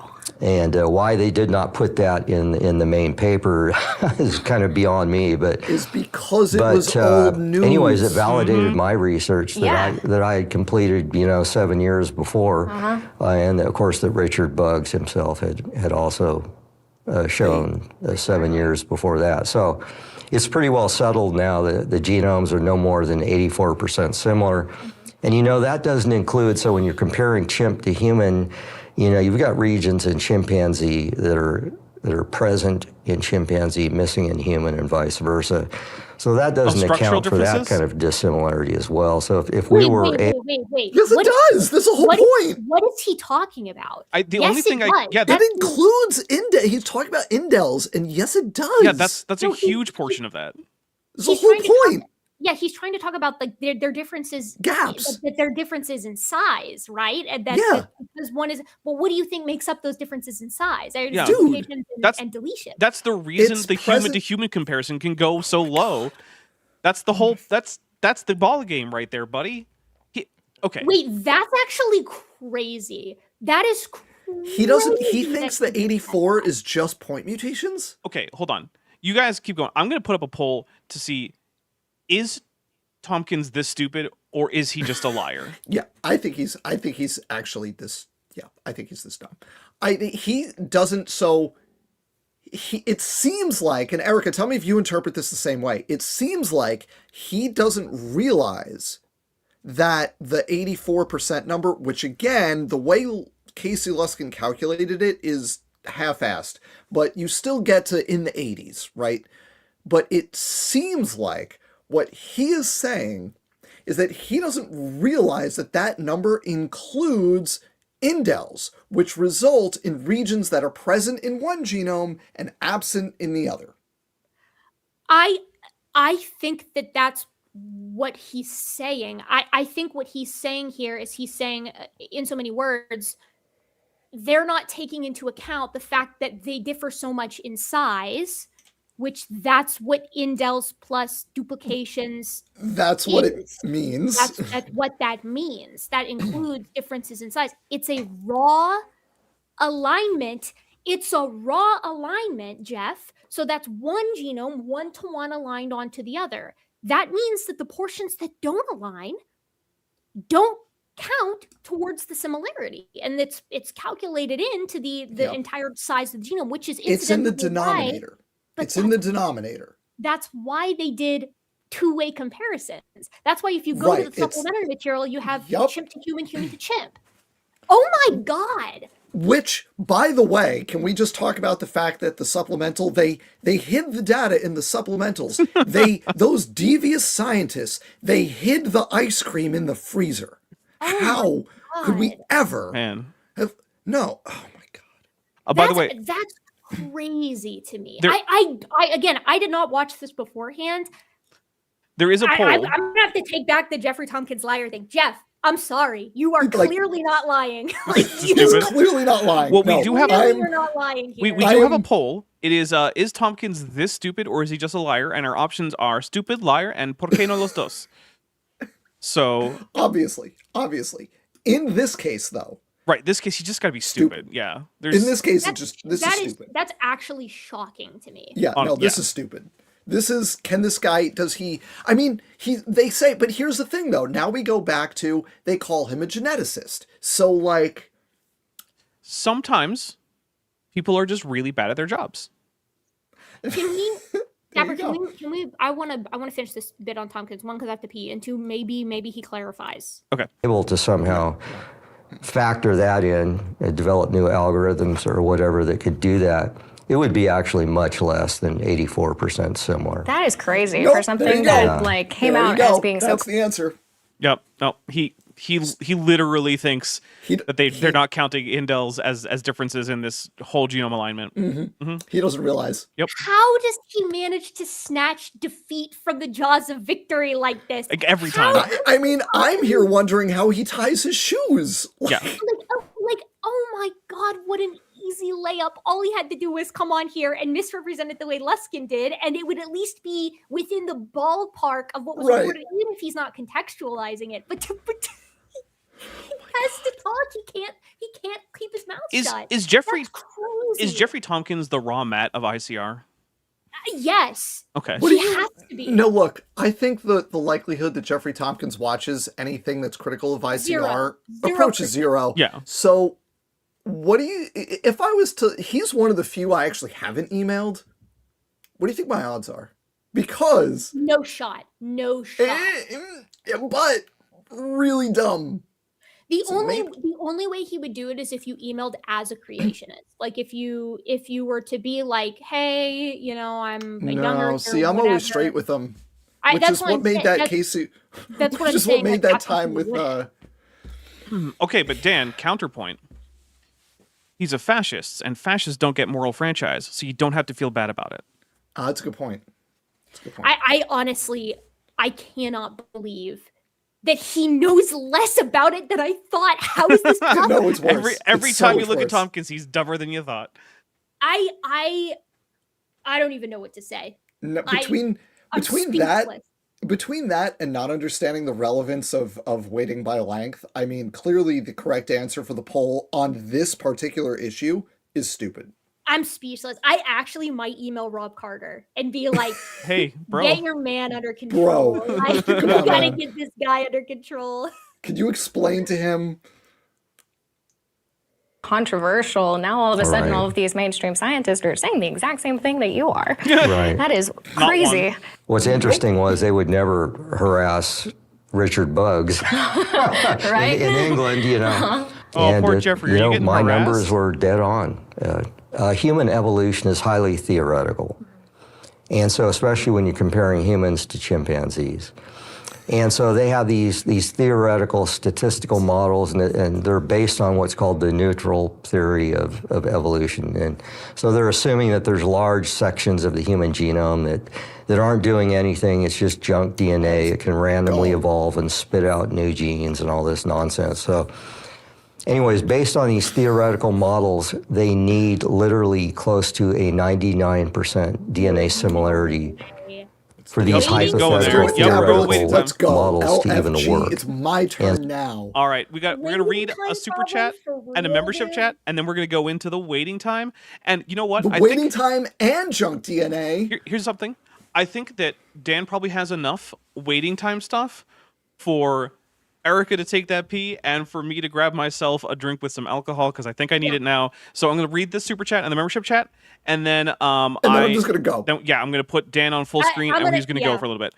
Templar I actually- Warden. Take me off of full screen when you're back, so I know. Okay. Templar How to- Warden. Oh, sorry. Go ahead, Yeah. Erica. I'm gonna get a beer too. Okay. And I'm gonna get I think I'm gonna have a Michelob tonight. So Templar Warden for 5 Kiwi dollars says things are different when you account for the differences. Things that are different when you account for the differences will be different. In other news, water isn't air. Yeah, I mean yeah. Olivia Williams, Purple Fairy, who's been a member for 47 months and is at the Amniote level, says he really thinks that we are that stupid and he's a liar. Yeah. That's also a possibility. All right, Dan, you are going full screen, and we will be back. All right, folks, strap in because we are going to talk about junk DNA and the waiting time problem. So let's tackle junk DNA first. Here's the thing with junk DNA. Most of the human genome doesn't do anything that matters for your physiology. And we know that because only like 8 to 10%, depending on the study, is actually subject to natural selection. The rest of the human genome doesn't experience purifying selection, which means it's not doing anything important. You can change the sequence. You can actually, in one paper that found the human genome only is like 8.2% constrained, that paper was actually about indels, which means you can delete or duplicate approximately 92% of the genome and it doesn't matter. Right? There's that much of it in little segments. If you do the whole thing at once, it's going to be a problem. But if you do little bits of it, 92% of the genome, it doesn't matter if you do that. Which means if you are going to claim that the human genome is mostly functional, 80%, 90%, almost entirely functional, whatever, if you're going to make that claim, you need to have sequence-independent functions that you can assign to all of that unconstrained stuff that's like 90% of the genome, and you need direct evidence of those functions. And creationists don't have any of that. Not only do they not have evidence of the functions in all of those unconstrained regions, they also can't even hypothesize what those functions would be. Because all of the functions, when you ask a creationist, okay, what's all the junk DNA doing? They'll give you a whole bunch of things. It's regulating gene expression, regulating the rate of transcription. Oh, endogenous retroviruses, they're doing antiviral things because you have a sequence in your DNA that matches the viral genome. So when the virus infects, you can transcribe that region and it interferes with the virus. All of those functions require sequence specificity, which means in order to do those functions, you need to have purifying selection maintaining that particular sequence in the genome. But 90% of the genome doesn't experience purifying selection. Therefore, we have not just no evidence of functionality for 90% of the genome, we have extremely strong evidence against functionality for approximately 90% of the genome. Now, if you ask me, if you ask me what fraction of the human genome is functional, the answer is like we have really strong evidence for 8 to 10%, and we have reasonably robust circumstantial evidence for maybe another few percentage points. So if you're pretty generous, you can get to like 12, and if you really stretch it, maybe 15%. The rest of that 85%, we have, not just no evidence that it's functional, we have extremely strong evidence that it isn't. And the question to ask creationists for this is, what sequence independent functions that don't require a specific sequence, and in many cases not even a specific length of DNA, what are those regions doing? So that's the junk DNA side of it. But then you come back and you talk about the waiting time problem. The argument there, creationists will say, is, oh, you've got like 30 million functional differences between humans and chimps, and how would you do that in however many million years, 7-ish million years? And the answer is, it's not 30 million. Most of that stuff is just neutral. It doesn't matter. There have been multiple studies on the number of new alleles that are under selection in humans that are different from chimps. And less so, but you still have studies looking at the chimp side of that versus humans. And the answer is in the triple-digit number of alleles. Now, you can make a bunch of assumptions there that are generous to creationists. You could say, oh, there's regulatory sequences that are not in protein-coding genes that are under selection. There are multiple novel mutations within each of those novel alleles, right? So it's not, one allele equals one difference. It could be multiple differences. Even if you make those generous assumptions, and I did this in my video on this topic, you just multiply the answer by 10 for no reason other than we're going to be nice to creationists, you get to approximately 30,000 differences between humans and chimps that you have to account for, as opposed to 30 million that creationists claim. So several orders of magnitude different. And that's the big reason why the waiting time problem is wrong. The other problem with the waiting time problem is that the creationists who have written on this, and they have several legit peer-reviewed papers on this. There's John Sanford has one, and Hosger, Beckley, and somebody else has another, and Gouger, I think. And in the Hosger one is the most well-known, and in that Hosger paper, they're explicit about the fact that they are modeling haploid asexual populations, sequential mutations with no recombination. Now, Dan, I'm not a human or an ape, so I'm not as intimately familiar with ape reproduction as maybe you two are. Are apes haploid asexually reproducing organisms with no recombination? We are not. In fact, we are diploid sexually reproducing organisms with recombination, and the recombination is kind of the big thing. That's okay. like the thing. Apes that don't reproduce matters. by budding? They don't just grow a small little ape on their side and then it pops off? God. Man. I wish. Well, see, I was confused because I saw the movie Gremlins, and that's how the Gremlins do. So I thought maybe, Yeah. So that's why the junk DNA. So he just like junk DNA waiting time problem, and that is all complete nonsense, and I hate it so much. And also, I want to point out that Erica recently did a debate on this, and that topic came up, and I was so happy because it was just like, and here's why that, and just nuke from orbit, and it was beautiful, and I appreciated it. If I may, and I would like to see this more often. Everybody in our circle in the Science Friends practices this, so I'm hoping I'm doing what we're all familiar with here, but I am going to brag about it. I never show up to a debate underprepared. I always read. I read and watch everything that whoever I'm debating has ever put out there. Yeah. No matter how painful, no matter how repetitious. And one thing I noticed when I was watching all of Peter Line's material as it appears on Standing for Truth's channel is that he loves the waiting time problem. In fact, he starts with the waiting time problem and he works forward. And I was like, now, who do I know?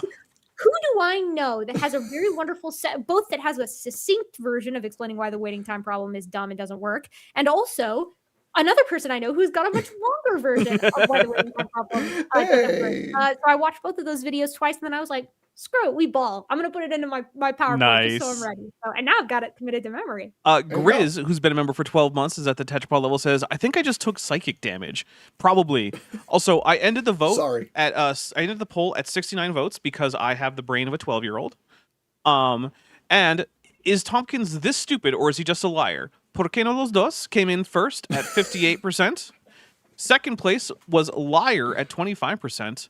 And then stupid is at 17%, which means the So vast majority of you think he's stupid, but more of you think he's just a liar than think he's just stupid. I think the reason for that is because the way in which he's wrong here is a little bit esoteric. But if you're familiar with it, it's like, again, it's like the equivalent to, gosh, I don't even know. It's like the equivalent of a doctor trying to cure, a disease, and then he's like, what is disease? You know what I mean?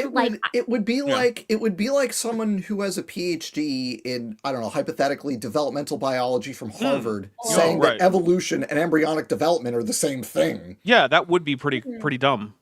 Because nobody would ever say, oh, wait. No one, no, say it ain't Nope. so. That was Jensen, by the way. Rossi for $5 says every time you shuffle a 52 card deck, the order you get is 1 divided by 52 factorial. I think you mean it's 52 factorial. Oh, sorry. Oh, the chance of that, right? Yeah, the 1 in 52 one factorial out of- got chance of occurring in that exact order. True. Still possible to shuffle cards though. Yeah, that is a thing that they always get to. Is like, what are the chances of this thing happening? It's like, well, really low. But all systems have to take a state, and any state that the system takes is going to have an astronomically low probability prior to the system taking a state. So, system. What are the chances of you what do you being want? born and then being here to have this exact experience? Absurdly Well, it turns low. out it's 1, because here we are. Well, yeah. Well, true, but you know what I mean. Yeah, like if you were trying to- re-rolled the dice a million times. Right. Right.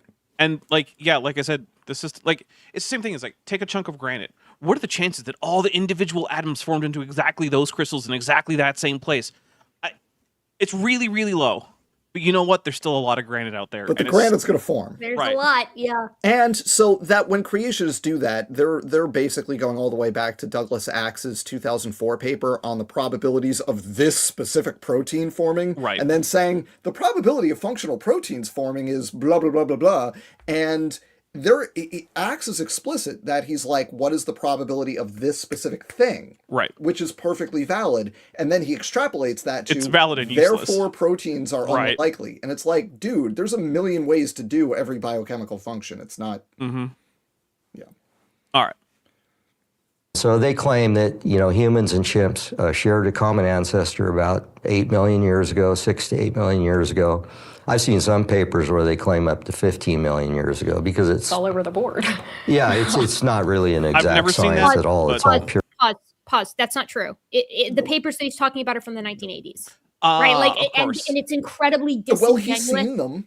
Yeah, he's seen it, but he knows what he's doing. Technically here. correct. There's no way that he doesn't. Well, you know what? He is an idiot. Maybe he doesn't. Like, maybe he doesn't. Maybe he genuinely, doesn't. Like, look at the dates at which things are published. Maybe I'm the crazy one. Yeah. I don't know. We got to remember that this man essentially has no numeracy. So, Whatever, dude. I'm done with him. Let him finish. And by let's the way, move on. there are reports that there is at least one known human culture that does not have numeracy. They live in the Amazon. Well, is Tomkins from there? Because You clearly he might doesn't think have so. That Maybe makes he is. ICR makes 2. it. Yeah. Yeah. There you go. Two human cultures without numeracy. Wow. Purely, speculation and very theoretical. So, but when you throw in numbers like 84%, it totally wrecks the whole paradigm. It does. It doesn't allow No. these statistical Wait. models to even work. Interesting. 84%, huh? Too much. The similarity between humans Talk and about chimps. gorillas. Yeah, so the gorillas aren't related either, right, Jeff? Yep. Rats and Gorillas mice. aren't related to other Mice and gorillas, rats, rats all and of them. mice, Nope. yeah. Lions and Nothing- tigers not related by that definition? I don't Species remember. level creation, folks. Let's do it. So actually, close, I think. this is a good opportunity Oh, okay. because I've used that dyad before, but I think that paper's a little old, and I haven't seen a newer one because I think that paper came out in like 2016 or something like that. So I haven't seen a newer one since then. I suspect it'll hold, but I'm I just like Maybe that not. particular Or something dyad like- because they can produce offspring. And it's like, so you're I mean, telling it me that held- these two things that can breed are, by your definition, different kinds? I guess that means the Yeah. breeding definition for kinds is right out the window. For sure, but I mean, you could also look at zebras and horses Yep. who have different chromosome numbers and can reproduce. Like it's, I don't know what you do with this. Reproductive isolation is messy, and you wouldn't expect that under the created Actually- kind model of discontinuity. It's not super on topic, but the chromosome thing does actually bring up something interesting because, creationists like to put the kind at roughly the family level, at least for vertebrates. And vertebrate families typically have varying chromosome numbers. That's the normal condition. And sometimes they vary wildly. Like, look at pinnipeds. That's the seals and walruses and sea lions and whatnot. Gigantic variation in chromosome count. Suids, the pigs, also large variation. Cervids, also deer. And Dapper, in suids, we actually have an example of a telomere to telomere fusion site. Just Oh, like in no. humans, They like do analogous. happen. Womp womp. It's Womp womp. That's the thing, right? Every time you try to pick a definition for a kind that you can use to exclude humans from the rest of the apes, you find that it breaks down for every other group that you want to put into a kind. It stops working Of course. Of course. It totally throws evolution out the door. Sedimentary rock layers are often well. And yes, this is just a new topic. We got through Tomkins, guys. Okay, well, Tomkins is, I mean, I already know what I'm going to title this video when it goes up. It's going to be something really mean, like Tomkins is dumber than I ever thought possible. Appropriate. Yeah, that's totally fair. Which is reserved for evil racists like Robert Sepper and like actual morons and liars like Jeffrey Tomkins. Because like I just don't. And here's my thing. I'm nice to creationists. People know this about me. I'm notorious for being naive and overly nice to creationists. There are creationists that I like. There are creationists that I give the benefit of the doubt to. One of them is typically Rob Carter, although he's kind of in hot water right now. But like, Tomkins is just so obtuse and so obviously incorrect in a way that, as I think we've seen here, can really only be boiled down to the fact that he does not care enough to learn anything about the subject, like past the high school level. I think he's dumb on this subject. Also, I want to point out, lest we forget, that when it comes to racism, regardless of Jeffrey Tompkins' personal beliefs about race, he is supporting racist systems in doing his work here. So he's a racist in all the ways that matter. Yeah. Because it turns out that your personal opinions matter less than your actions and how they affect people. What is ICR's, like, what's their affiliation? Just being generally conservative? That's it. Or are they like the DI? Like, do they have like a solid tie? They have similar culture war positions to AIG. They're less integrated into the regime. Yeah. But they're still propaganda ministers for Christian nationalism. Yeah. And they can do... And they do this lip service about human evolution, about, oh, we all come from the same thing, blah, blah, blah, blah, blah, right? But then they support right-wing white Christian nationalist politicians who institute explicitly racist politics. So, like, I don't care if Ken Ham gets up there and is like, oh, Christians are the real anti-racists. Well, then, like, show it at the ballot box, Look, my friend. some Christians might be. These Christians aren't. Yes. I don't, but not Ken Ham's flavor. No. Not the ones Ken Ham approves of. If we want to paint this honestly and look at the history of this, right? Evolutionary biology was right at the cusp of abolitionism. And most evolutionary biologists, like Darwin and Huxley, for example, were fervent abolitionists. Oh, yeah, they were racist because they were people of their time and held beliefs that were in accordance with that, unfortunately. But like one of the biggest anti-evolutionists, I suppose, of Darwin's day, who like railed against Asa Gray here in the United States, was Louis Agassiz, who was a creationist. That's actually one of the reasons why he was so against evolution, was because he thought that God had made the races separate. Yep. And that also, was one of his written reasons for being anti-evolution. Let's remember, it's really hard to get around this. The people this who sordid history. The people who invented race as a concept, primarily Christians. I'm sure it's all like craniometry and like phrenology and all that. Oh no, that BS came later. That came as an excuse to perpetuate the racist ideas. Right, you're back. But the idea of races as a thing came first because we needed an excuse as to why slavery was so okay. Because you got to remember, before the transatlantic slave trade, Europe didn't really have a lot of slaves anymore because it became illegal to keep Christians or Jews as slaves, and that was basically everyone in Europe. And so they just kind of didn't have had serfs, which is barely different, but they didn't technically have slaves for the most part. But then they started getting them, and they were like, why is this okay? Oh, because they're racially different. What does that mean? Don't worry about it. Right. I mean, I'm not gonna say, I'm always doing my throwing my my theistic evolutionist friends a bone, right? Like, absolutely, there were Christians who were fervent abolitionists themselves. But isn't it a bit alarming? I mean, John Brown was. That the same text, though, could be warped into supporting such a heinous part of culture at that time. Like, I don't know, a heinous evil, I suppose, is a better way of putting it, but unfortunately evil was then, I guess, a part of the culture. I mean, the Bible explicitly endorses ethnic-based slavery, not technically race-based, because race didn't exist when the Bible was being written, but the law codes of the Torah are very clear that you can keep non-Israelites as chattel slaves, and that you can buy and sell them from foreigners, and that you can take them as chattel slaves, as war captives, and so on. So, like, it's really easy to get the pro-slavery message out of the Bible because the Bible is pro-slavery.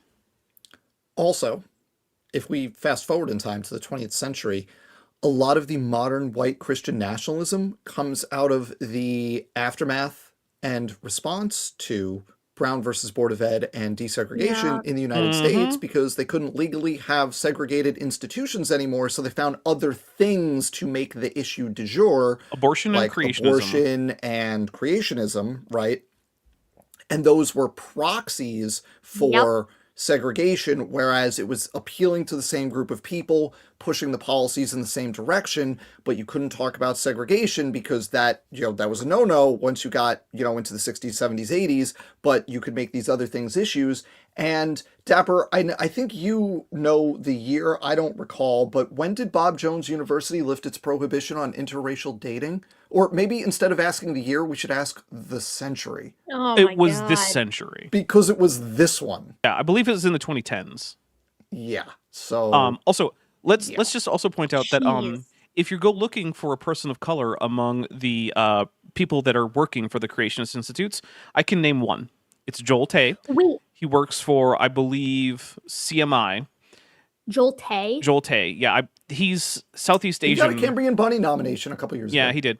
He's Southeast Asian, and he is the only non-white person that I can think of that I've ever even seen on camera for any creationist organization. Last caveat, that's crazy, actually. Because Sal Cordova is like, hey, I'm here, and it's like, yeah, Sal Cordova's kind of there, but he never. So their barely non-white numbers are unironically worse than their woman numbers. That's nuts. By probably an order of magnitude, because there's plenty of women that I've seen on camera usually as interviewers and not as like the scientists. Well, but yes. Yeah. All right, folks, we're obviously going to do geology here. This is where I step away for a brief moment. I'll be back. Okay. Presented as proof of a world that's millions of years old. But what if those layers don't require long ages at all? Joining us now is Dr. Tim Clary, geologist and director of research at ICR. Well, a lot of people think sedimentary rock takes a long time to form, as you mentioned. Okay, no. People know that some sedimentary rock takes a long time to form and some doesn't, and we can tell the difference.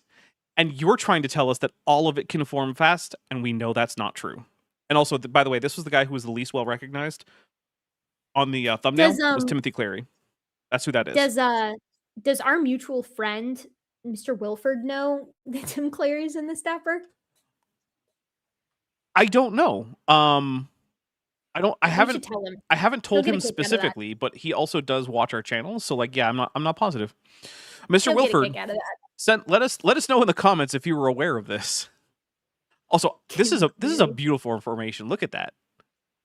So many like layers of different sediments and like with the greenery on top and just absolutely gorgeous. I love it. Let's hear about how it was all formed in 1 year. Yeah.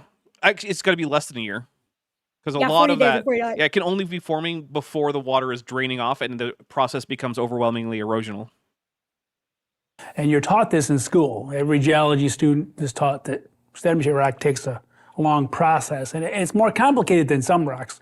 Igneous rocks just cool from a melt, and metamorphic rocks, get either squeezed or cooked. It's usually both, but sure, whatever. a higher temperature and they change. But sedimentary rocks have to go through a process of Okay. Did you know that there are fossils that have been preserved in folded and slightly metamorphosed rock, and the fossil itself has actually bent? There's a Stegosaurus skull that has like a curve to it because the sediment it was in started to bend as a result of folding, which also, hey, that proves beyond any reasonable doubt that that had to be already lithified, because if it wasn't, when it was bending, the skull wouldn't have to bend. Same with Tomai, the Sahelanthropus Oh, yeah. cranium. It's also like it looks like you've taken the rostral portion of the cranium and or I should say anterior because it's a hominid, but the anterior portion of the cranium and the posterior, and just gone thwunk and twisted it just a little bit. It's almost like we actually have multiple lines of evidence showing that creationist geology is nonsense. No, say it ain't so. I know. First of all, you have to have the sediment that forms from the weathering process. You have to have like pieces of rock that break off. And those rocks have to be transported, usually by water of some sort. And then in the process, they often become rounded. Those pebbles become from angular chunks to more rounded pieces or sub-rounded, different terms we use. Okay. And then eventually those have to be deposited somewhere else. Yep, So they that's can a pretty good transport from a summary. hill, for example, down a river, out to the ocean, into like a delta. Well, even then, the final step is cementing those materials together. So each little sand. Oh no,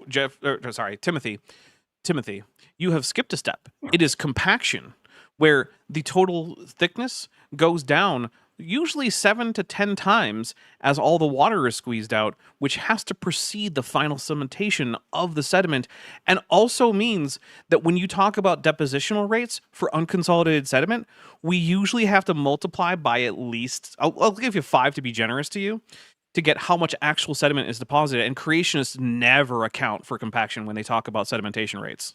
Never.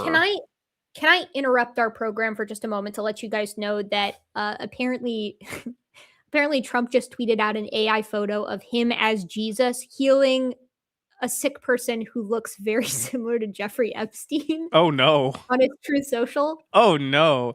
Also, speaking of things that are off topic, I do want to say happy Easter to all my Eastern Orthodox viewers. I know I have a few of you out there. It is, in fact, Eastern Orthodox Easter. In case you guys aren't aware, Eastern Orthodox Easter always takes place between 0 and 5 weeks after Western Easter, which is the date that the Catholics and the Protestants use. Although I actually did find out from a professor of mine, an economics professor, oddly enough, that Protestants in Romania typically use the Eastern Orthodox date just because that's when everyone else is doing Easter, so they just go with it. So, there you go. Sand grain has to be, unlike loose sand, it has to be kind of held together with some sort of a chemical cement. Okay. And so it's a long process. And so we've always been taught, every geology student gets taught the same thing. These take tens of thousands of years for this whole process to happen, or if not millions sometimes. And the transport distance has to be a great distance. Well, it depends on the sedimentary rock, right? So we generally estimate transport distance based on the roundedness of the actual grains of sediment, right? So shorter distances usually result in less roundedness or more jaggedness in the sediments, whereas long transport distances usually result in more rounding because there's just more time for them to bump into each other and stuff like that.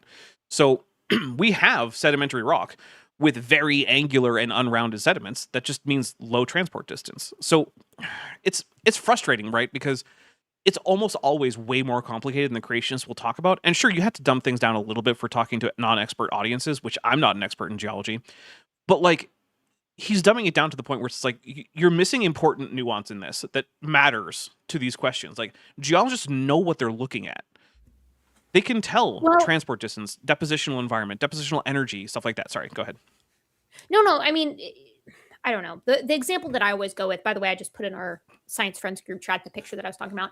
I feel like with geology, a lot of times what these guys will do is they'll overgeneralize in a way that seems like they're doing it for the audience, but then they'll use those generalizations to try to say that they found things that violates Yeah, the trend. okay. Like, Yup. I should stop giving them that benefit of the doubt. You're right. Yeah, I'm just simplifying this for the non-scientific audience. And then in the process of the simplification, they end up changing the meaning 180 degrees. Yeah. Also, like, the one that always comes to mind with sedimentary rock. Here's my geology input. I don't know anything about geology unless it's limestone. Then baby, I know all about it. they like to be like, you can get limestone fast, and then it's like, oh, okay, really, how fast? And they'll be like, well, look at this one Finnish factory that got it super quick, and it's like, oh wow, put it under a microscope. Show me the microorganisms. Show them to me. Show them to me. Also, Tim, show them to me. I know they're there, except folks, they aren't. They're not there because limestone, the reason in part why it takes so long is because microorganisms need to die and then settle out, and their little calcium carbonate skeletons make up the limestone over time. So when you get it quickly, when you know it, there's no little it's non-biogenic. Weird. Yeah, it's an abiotic limestone. ICR, I know I've criticized your editor a little bit earlier, but I want to say that they're doing a great job with giving really gorgeous sedimentary rock formations. So, please, they just have a story blocks or a motion array or an Envato subscription. But someone had to choose those, and they did a good job choosing them. I'm being nice to the editor. Yeah, true. We're finding the silver lining, right? Okay? If I don't find the silver lining every once in a while in life, given how life is going just generally across the world, I don't know what else I would do. Hey, can we go off topic for just a second and talk about how Orban got shellacked so bad today that he immediately conceded defeat? Yep. So you know what? Take your wins. Let's go. And also, this is a man who's been consolidating power for 16 years, who's gotten far farther along than the current administration has in that, as well as has gotten far farther along in suppressing the vote. And yet they did make it too big to steal in Hungary, which means, yes, it does still matter. And the new guy who's coming, I forget the guy's name, who's coming into power, but he apparently put out a release or gave a speech or whatever and was like, Orban's judges, Orban's ministers, I expect all of you to resign immediately. I'm cleaning house. Good. And also, they're rejoining like the European International Court or whatever that the EU has, and he's like, yeah, anyone who effed around for the last 16 years, the find out is coming. So just good. Yeah, it sounds good. So this what's interesting is we're finding that's not true. I see. So what kind of real-world observations show that sedimentary rock can actually form quickly, even though, like you said, there's a lot of people who think that it is going to take millions of years? Oh, time out. Before we get the answer, does anyone want to predict if the mechanism that he's about to explain for how sedimentary rock can form quickly, if it can also explain how footprints form in between the layers during a flood? I can tell you the answer to that. It's gonna be no. Oh, that's so disappointing. It turns out. Because did you know there are footprints in the layers? In fact, during the flood? Did you know that one of the characteristics of high energy flood deposition is that it erases ichnofossils? Oh, well, that's inconvenient. Right? Because there's all those footprints and stuff in the layers in between. Raindrop fossils, ripple marks, all sorts of stuff. Yeah, that's weird. Undersea landslides. Yeah. That CMI clip. This is awkward. That's awkward. That's awkward. A groundbreaking study last year, just 2025, that showed... Wait, pause. Pun intended. It's a groundbreaking study. It's a geology. Oh! Come on. Eric has Chat, to go slap you now. Come on. Ban him now, Dapper. Kick him from the street. He's out of here. Okay, I'm bringing it back. That they can make sedimentary rock in a matter of decades. The whole process. Okay, I want to point out, look at what this title is. Evidence for rapid anthropoclastic rock cycle, which means humans are making these accidentally, I'll grant you. Do you think that humans making rocks, and I'm going to tell you this is about mine runoff and mine slag and stuff like that from a mine, I believe in England. Oh no, sorry, Scotland, because it's Glasgow. Do you think that anything analogous to human mining was going on during the flood? This is crazy. I'm going to say no. Well, what about the populations that were not in the Ark, Dapper? Oh, right, that were just mining underwater? Yeah. Those scuba miners from the flood. Okay. Dude, wait. Line 17. These results indicate lithification is unprecedentedly fast for clastic rock, and this process is driven by the chemistry of the waste material. Oh, so you need the mining waste to do it that fast. It cool. is Very key. Cool. That's awesome. Wow. Yeah. Prediction time. I don't think any creationist is going to like actually address that problem with this. Oh, no. But if They they won't. did, they would say something to the effect of the fountains of the deep mimic mine waste runoff chemistry. Yes. And Oh. the heat actually does Oh, it. that's They- the heat problem is actually the heat is a feature. feature, not a yeah, bug. Yeah, right. I was just gonna say it's not a bug, it's a feature. Classic, classic. All right, here Thanks, we go. Jason. Hey, if I was a pun person, I would say clastic. Oh. Nah, you are a pun person. that- I'm Don't- not. No, I'm not. you did I'm it. not. No, I give no, people you just what have I to- want. I give Erica? people what they want, but I do it with a frown This on my is- face and rot in my heart. This channel and this community is very accepting. You just need to accept your identity as a And pun person. I will literally drive up there and kill you. Take it easy. Yes. From the raw material all the way to transportation of it, rounding of it, and the cementing of it, all within 35 years or less. I mean, how do you argue with that? Well, like we just did, but okay. Final discovery that we'll discuss today takes us into the fossil record. That's it. Yeah, so here's the thing. I knew that we were going to point Wow. out the fact that all of that was dumb and had no point to it. So I was Right. like, you know what? We don't need to read the rest of it because Get rid of it. that abstract on its own tells us why this is dumb. So, yeah. When I said I edited this, I really did. And into mainstream scientific literature with ICR paleontologist Dr. Brian Thomas. I'm excited to round out this episode with you today, Dr. Thomas. Me as well. For years, Wait, he's wearing an orange suit that's even uglier than the Obama tan suit. So we got to get rid of this guy. The best scandal ever. For those of you who are too young to remember Tan Dijon? Suitgate, oh my god. No Dijon mustard gate. Just honestly, Mustardgate is my second favorite. Yeah. claims of soft Oh, sorry. No. All I was gonna say is that it's crazy. They're so close to being as bad as PDF file gate that Oh, we got in goodness. the current administration. Also, I want to point out how bad this dinosaur skull is. So, This is AI, right? it No, does, this. I think Well, it it is might be actually. AI, but this is coming from a motion array. Well, yeah, but this is I definitely a I think it motion is array template. it is. You AI. might be right. So here's a few things, right? First of all, that's what's going on here. Where you have a dinosaur skull in a box, like that's not a real thing. You plaster Right, wrap right. dinosaur bones Nice. and transport them that way.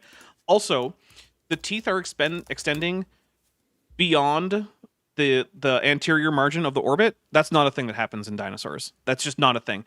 There's no mandibular fenestra, which means this is definitely not a real dinosaur jaw for a theropod, especially because they generally have extensive and even sometimes extra mandibular fenestrae. We don't have an antorbital fenestra. Look at it. It's not even a gnathostome. Look at it. It's one piece. Yeah. Crazy. So this is just nonsense that we're looking at here. It's literally one piece. It's one bone. It's not even. It's really Have bad. some respect. tissue and proteins in dinosaur fossils were dismissed or explained away. But in 2025, that changed in a significant way. Whoa. So, Dr. Thomas, you've done quite a bit of work here. Those socks are a choice. Can I say Wow. I kind of A love good it? choice. I kind of good love choice. it. Like I kind of respect a little bit of a weirdo in Yeah, fair. Let's do it. No. Kinda No. gotta be This outfit, top to bottom, is conscious Love it. choices, and I endorse. Fair. Love it. It's Fair. very It's all Better good. Call Saul coded. It's- Oh yeah, fan. no. It's definitely better Have, than like- lazily putting on an ICR branded polo shirt. Or a dress shirt that doesn't fit at all, Right. as I didn't comment on earlier in the video. ICR, particularly concerning proteins found in dino fossils. So again, Brian Thomas just spends this time blowing himself about the fact that he published a fairly ordinary paleobiochemistry paper. Oh, It damn it. wasn't bad work. It One of the trends that we found just didn't mean anything. And that's what we were talking about earlier. While we're sitting here listening to this, I'm just going to find our friend Dr. Joel Duff's video on this topic and stick it Yep. in the chat. And you know what? Yes. Everyone can just watch that because it's good. It is really good. is that you might find original biomaterial in a fossil that's way down at the bottom of the geologic column, in the middle of it, anywhere. Yeah. You might find some of this. Yeah, but it's still, we find way more of it with very, very recent things, and we find way less of it the deeper you go, until a certain point where it just becomes like about the same, but it does taper off, which is not what we would expect if all of the fossils were within a year in age, Ryan. A year. I mean, gosh.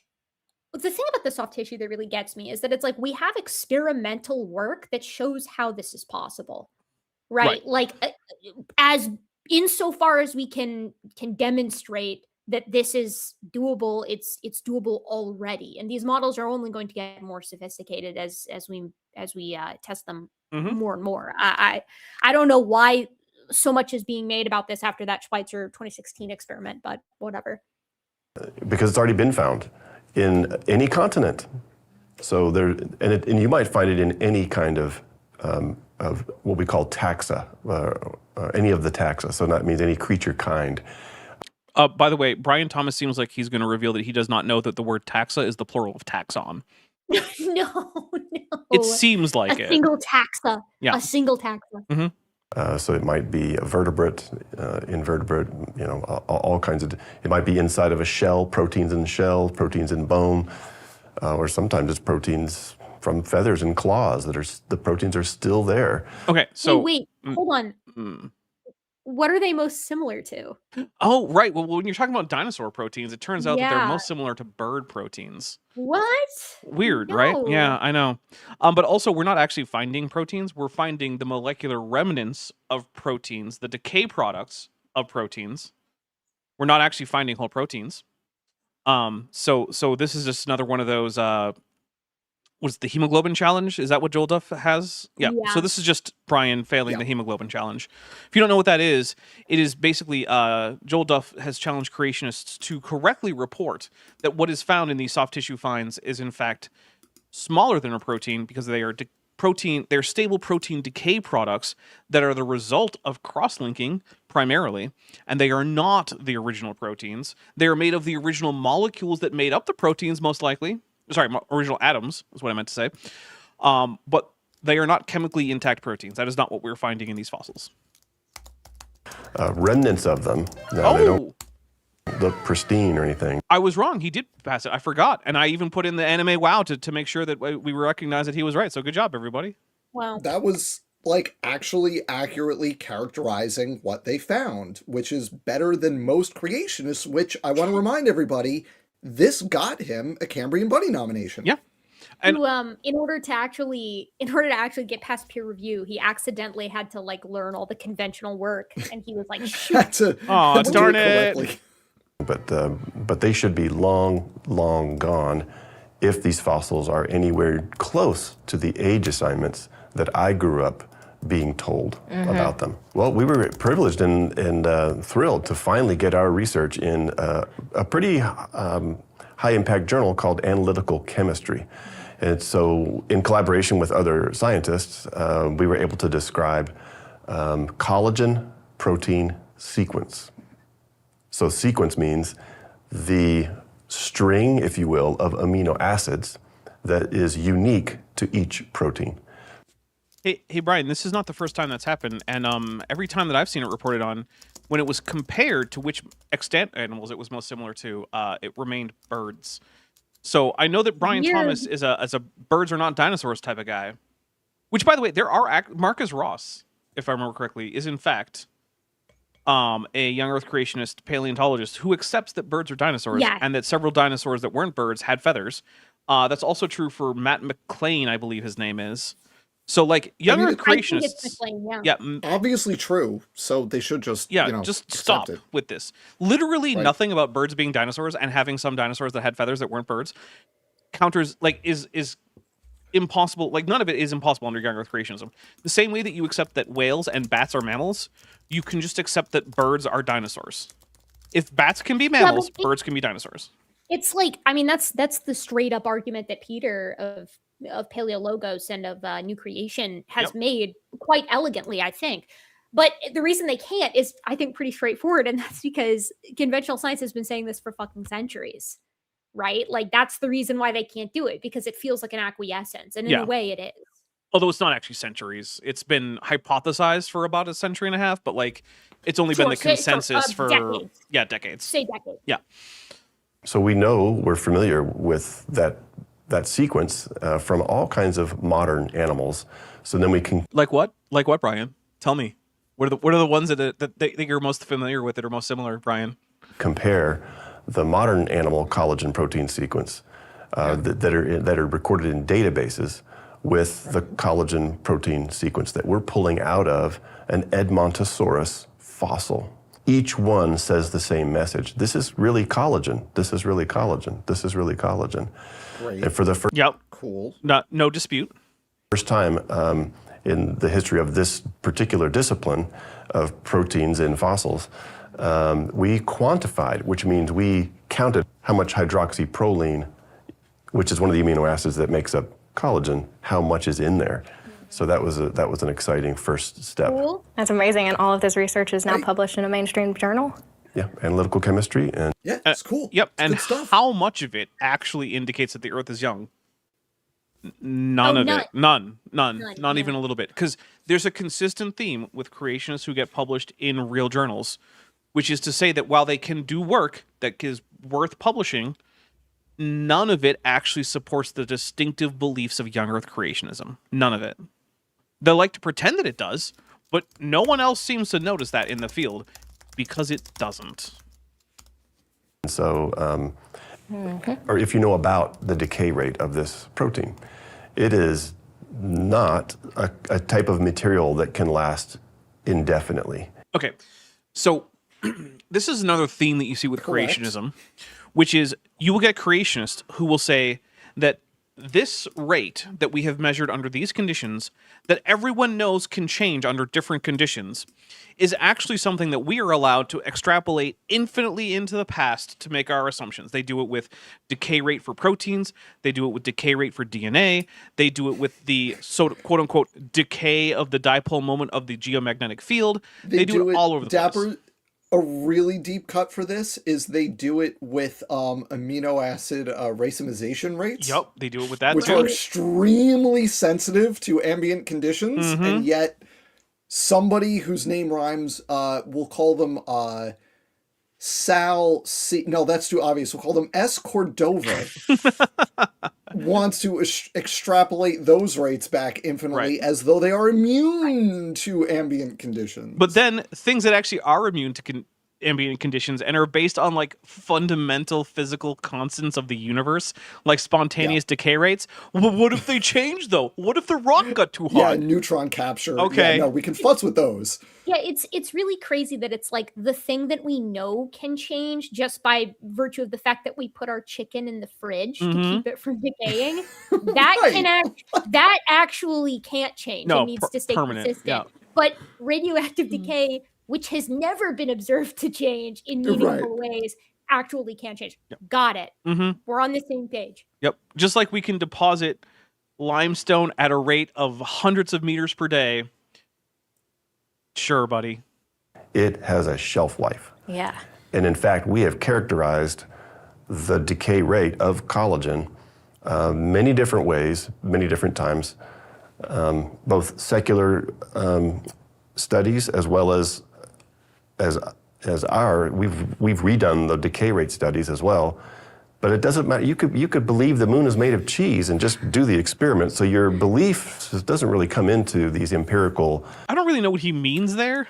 No, first of all, time the F out. A young Earth creationist on a video for a young Earth creationist ministry, emphasis on the word ministry, saying your beliefs don't really. Let's ask this guy about assumptions and worldviews and see if beliefs are relevant to what he's talking about. And I think he's going to say something different. Hey, Well, it's Dan. weird, Oh, sorry. too. I'll be fast. He's talking about like like using experimental rates, like testing these rates himself. And he's like, oh, we've tested them, and they are, at least this is my take. They've maintained very slow or very quickly. Excuse me. They decay too fast for the Earth to be very old. And it's like, okay, then deal with Schweitzer's 2016 paper. Deal with the toast model. Right. These are do other it. experiments that violate the sentence he just said, and they've been out for 10 years. So like, where's the discussion about that? Hey, speaking of your beliefs don't matter for your science, is there a publication out there run by creationists which requires you to adhere to a statement of faith in order to publish with them? Is that a thing? Yes, it is, Dapper. Although Oh. it's up in the air whether that's still the case because they haven't put out anything in Yeah. 2026. Weird. Okay, fair enough. But that's the explicit policy of Answers Research Journal, that you are only able to go through their peer review process if what you are putting forth in their journal is in line with the Answers in Genesis statement of faith. Which, to be fair, isn't ICR. They're not the same organization. Not the same organization. But when it comes to the group as a whole who makes your beliefs determinative of your results, I feel like it's the creationists who are on the bad side of that one. I concur on Lab that. bench decay rate studies. You just measure the protein. Katie Lewis for $5 says, I'm preparing an episode on relics, shameless nerd church plug, and would like an opinion. Veneration of human bones of saints, cringe or based? I feel like I don't have a bone in that fight in terms of the channel. He's on my side. See? I'll say this. Yep. Be sanitary. Other than that, I don't super have an opinion as far as the channel is concerned. I might have my own personal opinion. I've definitely been in churches that had actual bones as relics on display for veneration. Although they weren't generally things that you could physically touch yourself. You could touch the container, the reliquary, if you will. So, Fun fact, I only learned how to pronounce that word from a children's version of the Disney movie Anastasia. Children's book. that is that very I weirdly read to my specific. children, Deep cut. and I literally had never encountered that word in my life until reading that book. Well, there you go. Wait, Dan, what's your kid's favorite piece of media right now? What are they really into? So my kids, I've talked about my kids plenty. They're currently 8 and 5, and the 8-year-old just reads literally everything. She loves Nice. books, and it's like, you need to go to sleep now, but who am I? Who am I to throw stones from my glass house Right. when it comes to staying up late reading a book? So, but she just loves reading, which is endlessly delightful. Let's see. Pokemon. You know what? They're really into Pokemon right now, which is just that. glorious. But Yeah. also the Pokemon shows that are on TV, I don't even know some of them because it's I like Gen know, yeah. 9. Yeah. And I Yeah. stopped at like Gen 5. So I don't. Yep. You stopped I later also than I stopped did. around- Yeah, I also I'm stopped good at through 5. Black and White 2. But Man, then Black after and White that, I got 2 were nothing. so good. Those So. were such good games, actually. But yeah. Oh, I- you know what? Actually, I'll tell you this, folks. My older daughter has a book about germs, and it's one of those like Life Under a Microscope, like big with Yeah. lots of pictures and captions kind of books. And I have learned stuff from this book about weird organisms, including bacteria. There's I forget the name of it, but it's a type of bacteria that can do. It's obviously the mechanism is different, but the ultimate kind of result is the same. It's similar to electric eels as a defensive measure that they Weird. can modulate their membrane potential and Back then it up. discharge it very quickly as a defensive crazy. measure. And that is cool AF. Now- That is just like Now, Dan, yeah. I heard on TikTok that actually viruses are just your body shedding that's- toxins. yeah. Is that true? Shedding toxins. Just first of all, don't just you're going to get me to start to rant about RFK, and the lecture I'm doing this week in my Yeah. class is nutrition. Okay, so like fair enough. don't even. I had to change the food pyramid in my slides, so like just stop right there. Fair, we don't have fair. time. We're Okay. gonna be up until 3 a.m. if we do that. And also, I just want to say to our friend Science Side Up in the chat. She said, Dan, that's not fair. We're deep in Paw Patrol phase. Please send help. And I just want to say to our friend, I feel your pain, but also a really weird thing happened and my TV broke and we don't get Paw Patrol anymore. Oh, It's no. really No, weird. that sucks. It's Oh, so man. weird and we can't, it broke. I don't know what to Yeah. tell you. Yeah. I don't, it's weird. We don't get it anymore. That's crazy. Yeah, it doesn't work. The reason I asked is my cousin's kids. I saw my cousin's kids the other day, and they're both. Let's see, what are they? They're like 6 and 3, and then there's another like baby one that was just Yeah. born. Well, Anyways, the baby is going to be doing Coco Melon soon, and that's For a sure. level of Dante's hell. Can't, yeah, you know. no jealousy with that. But I was sitting, I got stuck sitting, not stuck. I had the privilege of sitting on the kid side of the table, and so I was chatting with them, and I was like, "So, what are you guys into?" And I got full-length descriptions of like Frozen 2, the new Mario Galaxy movie. Like they were like, and then this happens, and then this happens, and then this happens, and I was like, "Wow, that's crazy." They love talking about their interests, so I started. Yeah, and it's to what kids are into. fantastic. I love it. Explain to me, like one thing that happened. Sorry, we'll get back to the video soon, folks. But this is, sorry. But one thing that happened recently is we got a series. It doesn't matter what the series is. It was a kids series of books, like short chapter books, for kids. They're like big font, 80 pages chapter books, and my older child can read them. And so literally she would read one or two of these books a night. Like literally she would just like, I'm just going to read this book. And then I'd remind her that she needs to turn out a light or go to bed. And she was already on the second book. And I was like, all right, we're just going to keep reading. And so like for weeks, it was like every day I was getting an update on like what the kids in the school with the dragons were doing. And it was just like, now I'm invested in the dragon school lore. And it's just, as a parent, I don't know how many in the chat are parents, but just as a parent, it is so much fun, and it just one of the greatest things I've ever experienced for my child to just gush about something they're so into. Interest. Yeah. We got a super chat. Rando from chat for 100 Argentinian pesos says, Malay's government had an anti-vax event, and one of the doctors said that because viruses have DNA, they must be of human origin. I'm not going to do my SFT rant about herbs. I'm not going to do it, but that's just extra dumb. Stupid. And hey, that's YouTube, stupid. I've had this run-in with you before. I am not supporting the crazy conspiracy theory about disease. We're saying it's wrong. We're saying it's wrong. So when your human reviews this, take that into account. Because the last time you gave me a community guideline strike for doing this exact thing, and then you said a human reviewed it, I had to go to Twitter to say, hey, what the fuck?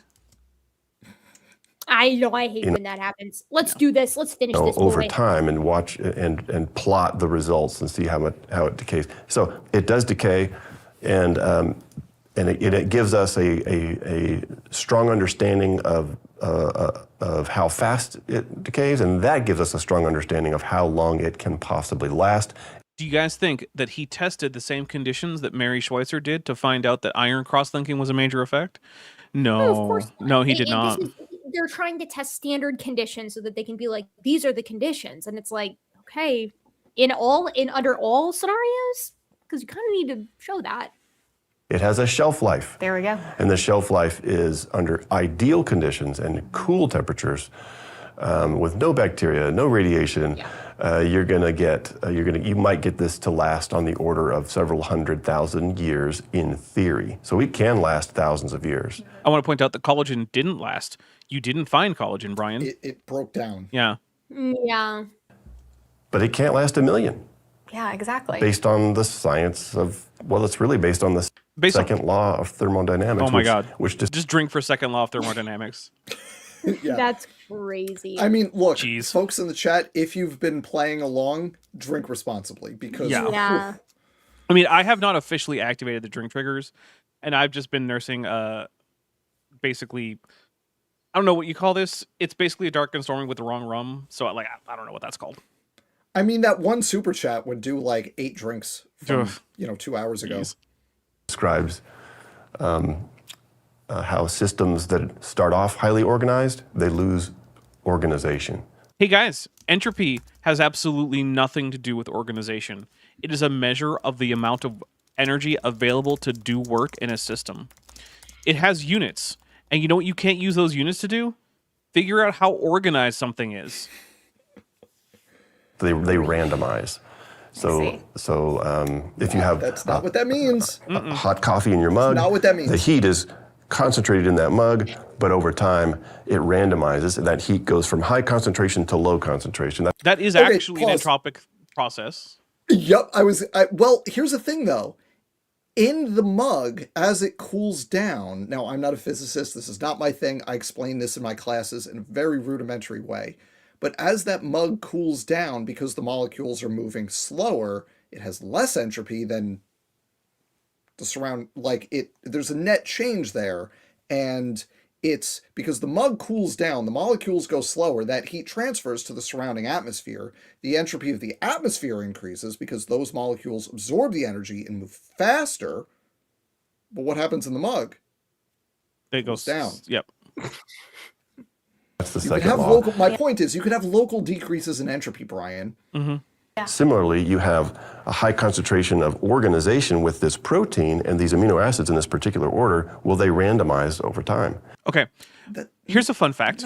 Not exactly. Water That's droplets not in a what happens. cloud are less ordered than snowflakes, and yet Yeah. snowflake formations is a local drop in entropy of the water. So, what are you gonna do? Weird. Can I just say that when I explain entropy in my classes, and I teach first year bio to college students, we talk about entropy. And the way I talk about it is, how many possible configurations do you have for whatever system you're looking at, right? So you have, for example, a molecule of glucose is 6 carbons. Or you could have 6 molecules of CO2, each of which has 1 carbon. There are more possible configurations where you could arrange the 6 CO2s than you can the 1 glucose, because all those carbons are stuck together, so they're constrained. Therefore, the 6 molecules of CO2 have greater entropy than the 1 molecule of glucose. Yep. Right? That's different from what he's talking about right now, because he's talking about the sequence of amino acids, which is not what happens. As a protein decays, it fragments, but you don't just randomize the sequence in a different polypeptide. That's not what happens. Goop23 for $5 says, I'm extremely autistic and I love when my parents get excited about my interests. You know what? That is understandable.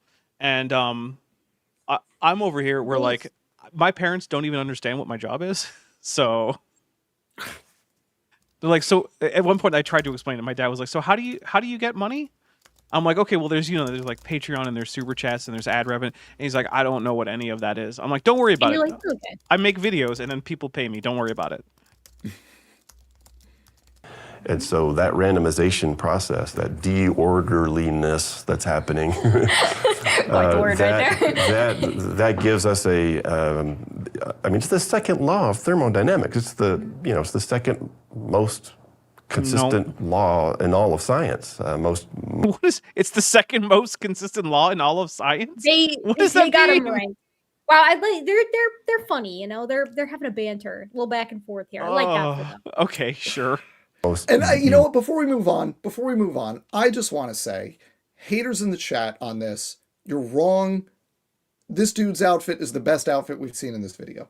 It's something to look at. It's fun. You got to enjoy somebody who takes joy themselves in putting on clothes and picking clothes. You just gotta, you know what? Credit is due. Come He's on. going for it.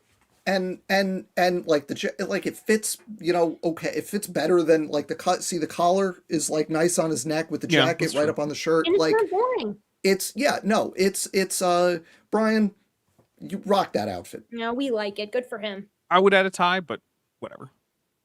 Ubiquitous and No, widely he's known. going and for everything. he's going for like a And so- little more loose thing. That's fine. That's like a deliberate choice, and you got to appreciate that. With the socks too, because you couldn't wear those socks with a tie if you were trying to be really formal. I suppose You that's true. couldn't do it. So like, no, he's doing a thing, and power to him. That's what you're up against. If you want to make these proteins last for millions of years, you're up against the most studied and well-known law of. What is he talking about? What is the most studied and well-known law?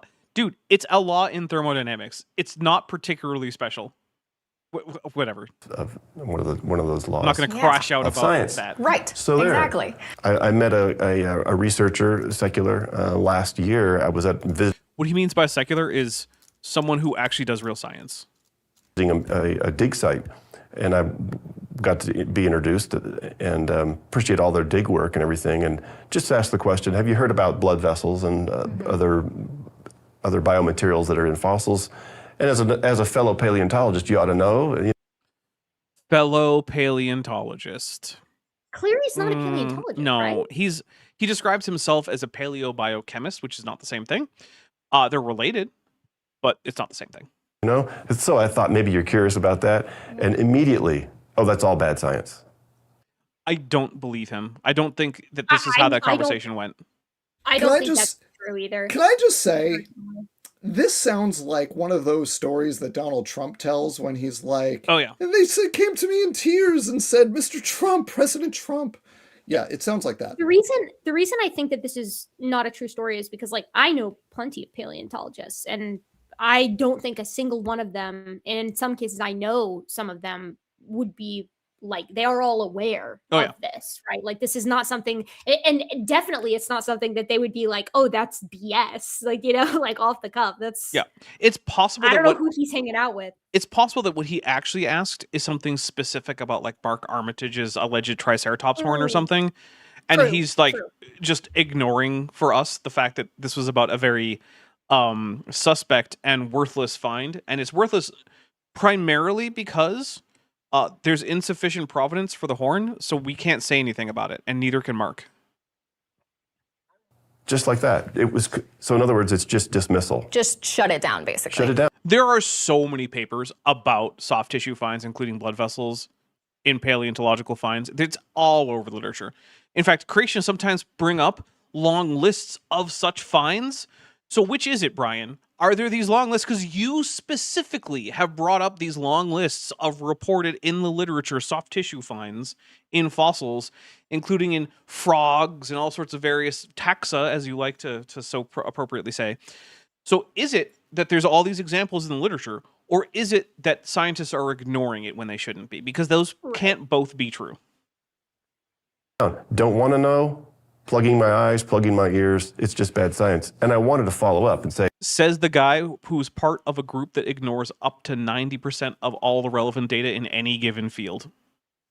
The guy whose organization says natural selection isn't real. Yeah, that's so true. Like, can we just have some self-respect? CMI will hire you, sir. Yeah, you could go to work for an organization that's less wrong. The new creationists will have anybody because they're just trying to get their foot in the door. Like, they're also not, nuts, as far as I know, they're also not giving anyone salaries. So I don't know if he actually can. Fair enough. So you gotta make a living, but you know. I mean, and he was probably associated with ICR before the Guliuza takeover. Oh, he was. You know, so yeah, that's gotta be tough to turn away from that. After and at least he's not a geneticist, so he has Jinx more and Lyle, excuse. they all. Yeah, they did. True, that's a good point. They did jump ship. What has convinced you of that? Like, what's bad about it? Because we have 130 papers. Exactly.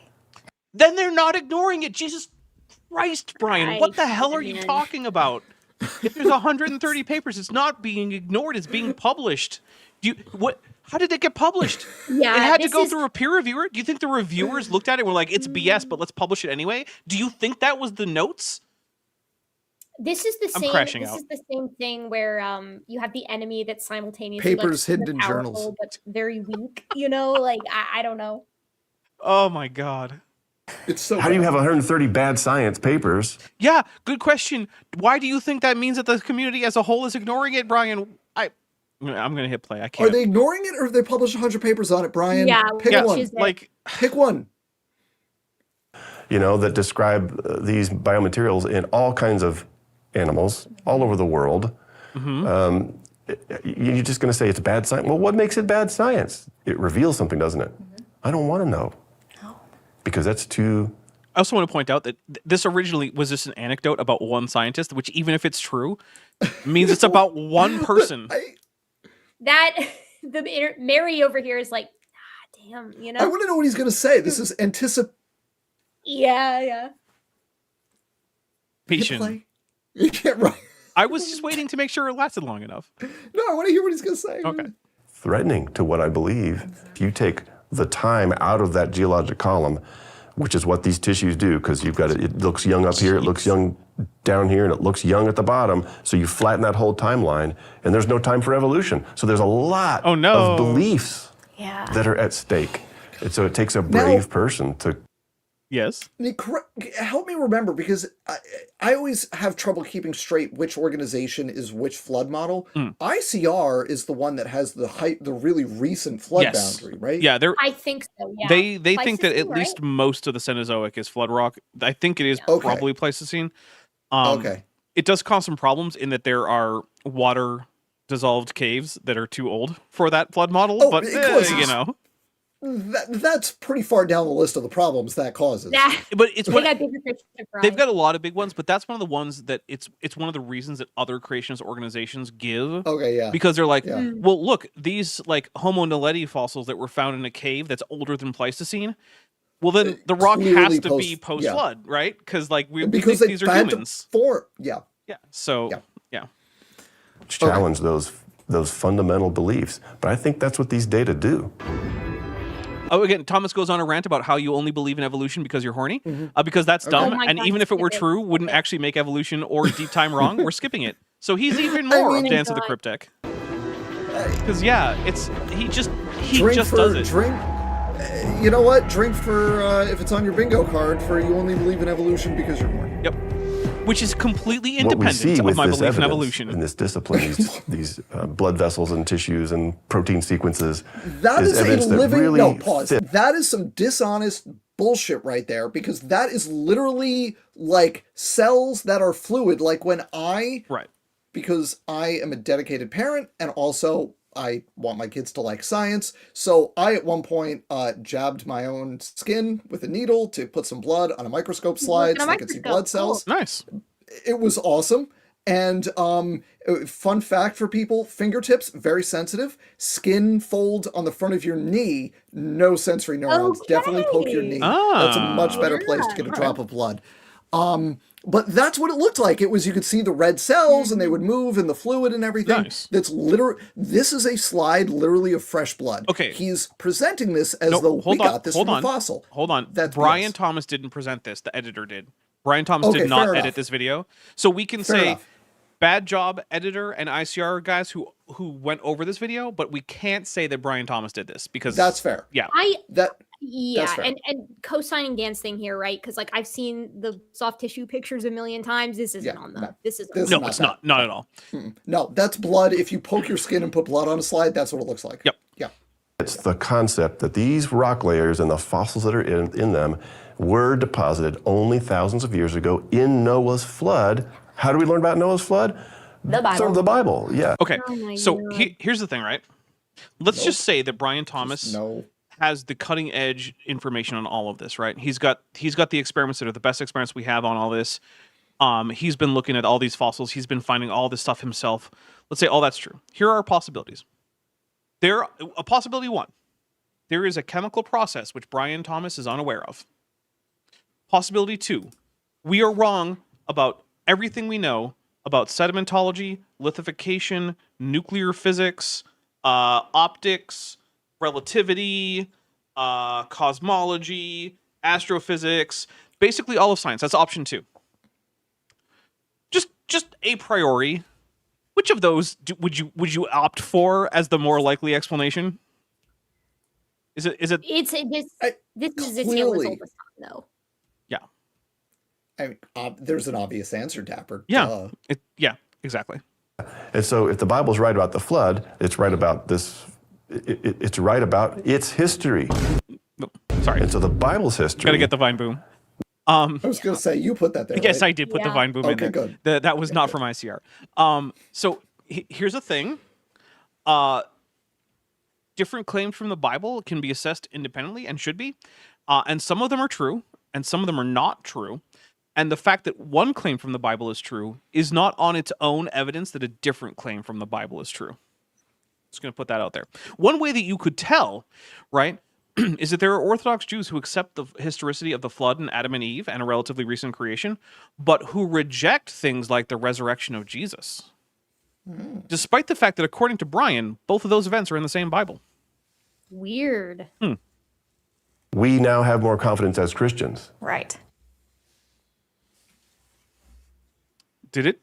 Oh, no, that's where Okay. I landed it. That's where I ended it. That was the last claim he bothered with. Because Oh, after amazing. that, it was just a bunch It of only took us preaching. 3 hours. Yeah. Incredible. I was actually kind of worried. That's that actually we a pretty would good stretch time fast. for us, Yeah, I it think. is. Well, For the no, information that's video. no, folks. That's fine, that's normal.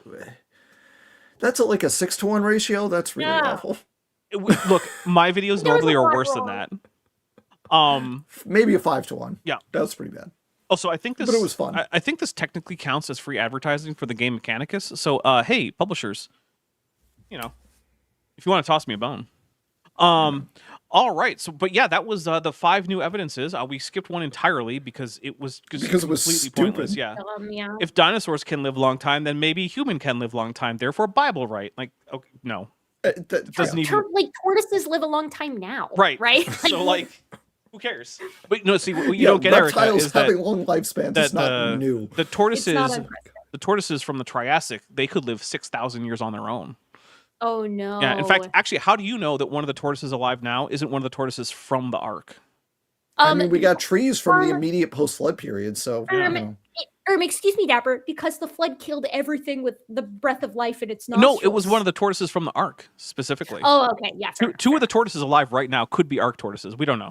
That's true. Fair enough. They would have to be the only 2 or tortoise. Well, unless you go with ICR's flood boundary model, in which case there can be lots of tortoise Quite kinds. so. Yeah. Quite so. There'd be a lot of tortoises. Could be a lot of. There could be a lot of Ark tortoises alive. There could be like every species was an. There Ark could tortoise. be. All Every right, single- yeah. everybody. I want to say thank you for everyone. All the Galapagos tortoises are individual Ark species of tortoise. Definitely true. Yeah. They just haven't changed as much since they didn't undergo hyperevolution. Yeah, no, they skipped the hype. Well, that's the advantage of the ICR model is you don't need hyperevolution. You do need a really efficient waste management system on the Earth. And just like a really big boat, which they My favorite thing about really big boat. the efficiency of the animal care is that AIG has a zoo aspect to the Ark encounter, and the ratio of zookeepers to animals is way off when you compare it to the ratio of Ark humans to Ark non-humans that need to be taken care of. Is it 1 to 1,000? Is it 1 to 1,000? Yeah, like because that's what their own model says it was. Exactly. Yeah, instead they actually have more than 8 zookeeping staff for far fewer animals, if you can believe it. Huh. I know. Weird, right? Anyway, I want to say thank you very much to everyone who's been joining with us, or if you're watching this after the fact, thank you so much. Please make sure that you like the video, that you subscribe to whomever of us 3 that you're not already subscribed to. Please remember, if you like what we're doing right now, you will like the rest of our content for all 3 of us. Trust me. Because it's all pretty much in this That's what we vein. do. Yep, That's true. We teach you some science, primarily through debunking nonsense, and also it gives you more ammo for certain aspects of the Christian Nationalist Project, which is what these guys are doing. So with that, I'm going to say, Dan, if you want to give anything about what you have coming up, and then we'll go to Erica, and then I will finish this off, and we'll be good. Hi, everyone. What do I have coming up? I have a couple videos in my ongoing, here's like the quick version of how to defeat this creationist argument series. I've got a couple of those in the hopper that will appear on my channel soon. And usually I try to like space those out so they'll appear for future release. And this week specifically, my normal video time, for those of you who don't know, is Wednesdays at 9 p.m. Eastern Time, whether it's daylight or standard, depends on the time of year. And what I'm doing this week is I'm going to do a live show looking at a recent preprint that came out, looking at cloned mice and how their fitness declined over literally dozens of generations of cloning. And creationists, I 100% guarantee you are going to take this paper and go, aha, genetic entropy. Yeah. But they did some really interesting things where they started sexually reproducing the very low fitness lines as the fitness declined and found some really interesting results in terms of the fitness of those outbred lines, which kind of makes you wonder if mutation accumulation is inevitable or if maybe recombination exists for a reason. Wow. So I'm going to take a look at that. And the reason I'm doing that live show is because I'm in the middle of finishing my materials for the tail end of the semester and writing the final exam. So Nice. I haven't had time to record something. So we're going to do it live, as they say. And then I have some fun stuff planned for after that I haven't locked down a date. But I, a couple months back, put out the call for people to email me if they want to be involved in like a debate boot camp thing where I am going to pretend to be a young earth creationist and we're going to do a scrimmage on a specific topic. That's going to be so funny. Of, genetic entropy, irreducible complexity, created heterozygosity, whatever, right? And so I'm not going to say who is involved yet, but I've got people who were settling on a date for the first installment of that. And there's 3 people. I'm going to start it small with just a panel of 3. And the way this is going to work is basically we're going to kind of go through the steps of like, I'm going to make the creationist argument. Here's what creationists say. They will attempt to refute that, and I will attempt to knock them off their game and like do all the tricks that we see that creationists do, but we're going to do it like a scrimmage, like in basketball practice when you were as a kid, and we're going to pause and be like, hey, did you see what happened there? And so we're going to kind of work through the motions of it. And so that's coming up as soon as we can settle on a date, and I'm really excited to get that started because that's going to be fun. Awesome. Before we get to Erica, I do want to add something. Hey, if you are new to this channel is a religiously neutral channel. We do not take a particular position on what religion you should have, and we absolutely welcome Christians. In fact, of my regular co-hosts, approximately half are Christians. No, it's slightly less than half. That being said, you absolutely cannot spam your proselytizing here. Everyone here is aware of the positions of Christianity about salvation in Jesus, and everyone here has either made a decision about that, or maybe they're making a decision about that in the chat. But this is not the place for you to try to nudge them one way or the other. So just want to point that out because we did have someone come in just now trying to proselytize, and you are welcome to be around. You are welcome to be a Christian in the chat. I did recently just wish Happy Easter to all the Orthodox Christians because I know I have a few who watch. So it's not like I'm here to be like, Christianity is bad, and if you're a Christian, you should feel bad. But yeah, no, we're not doing proselytizing. That being said, Erica, what do you got coming up? Oh man, what do I got coming up? This is a very special month. This is April, the month where every day for the entire month they tell you some kind of cool primate fact or concept. So if you want to check out my shorts, I've been on it. Is that, I haven't. Hey, Erica, is that a pun? April? Hey, Dan. April? How about check out episode 2 of April, and you can. No, you can I've come watched back all and of them, and I just wanted to confirm interesting. for everybody. I didn't come up with it. I know, but you Anyway, embraced it. confirm. Anyways, this is what I'm saying.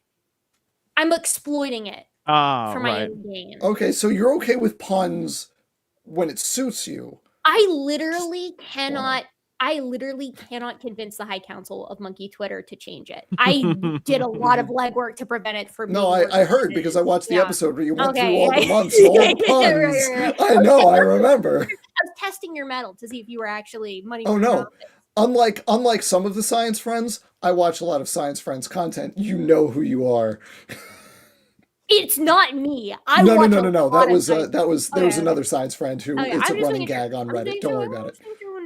What do I have coming up? Oh yeah, I'm doing that once a day, and then my next thing with Will Duffy is not this upcoming Wednesday, but the following Wednesday. And I've got a bunch of videos on the backlog. I actually have one of our Triumvirate episodes that I quickly edited together. I didn't end up doing anything crazy to it just because I have no time right now. So I have like a little quick intro, and then I'm like, here it is. And then it's like a little outro, and then I plug all of our stuff. I actually do that at the beginning. So I'm going to do the same with this one. Or I might just cut out the Tomkins part for this one because I think that's a one that we rant a lot on. Yeah.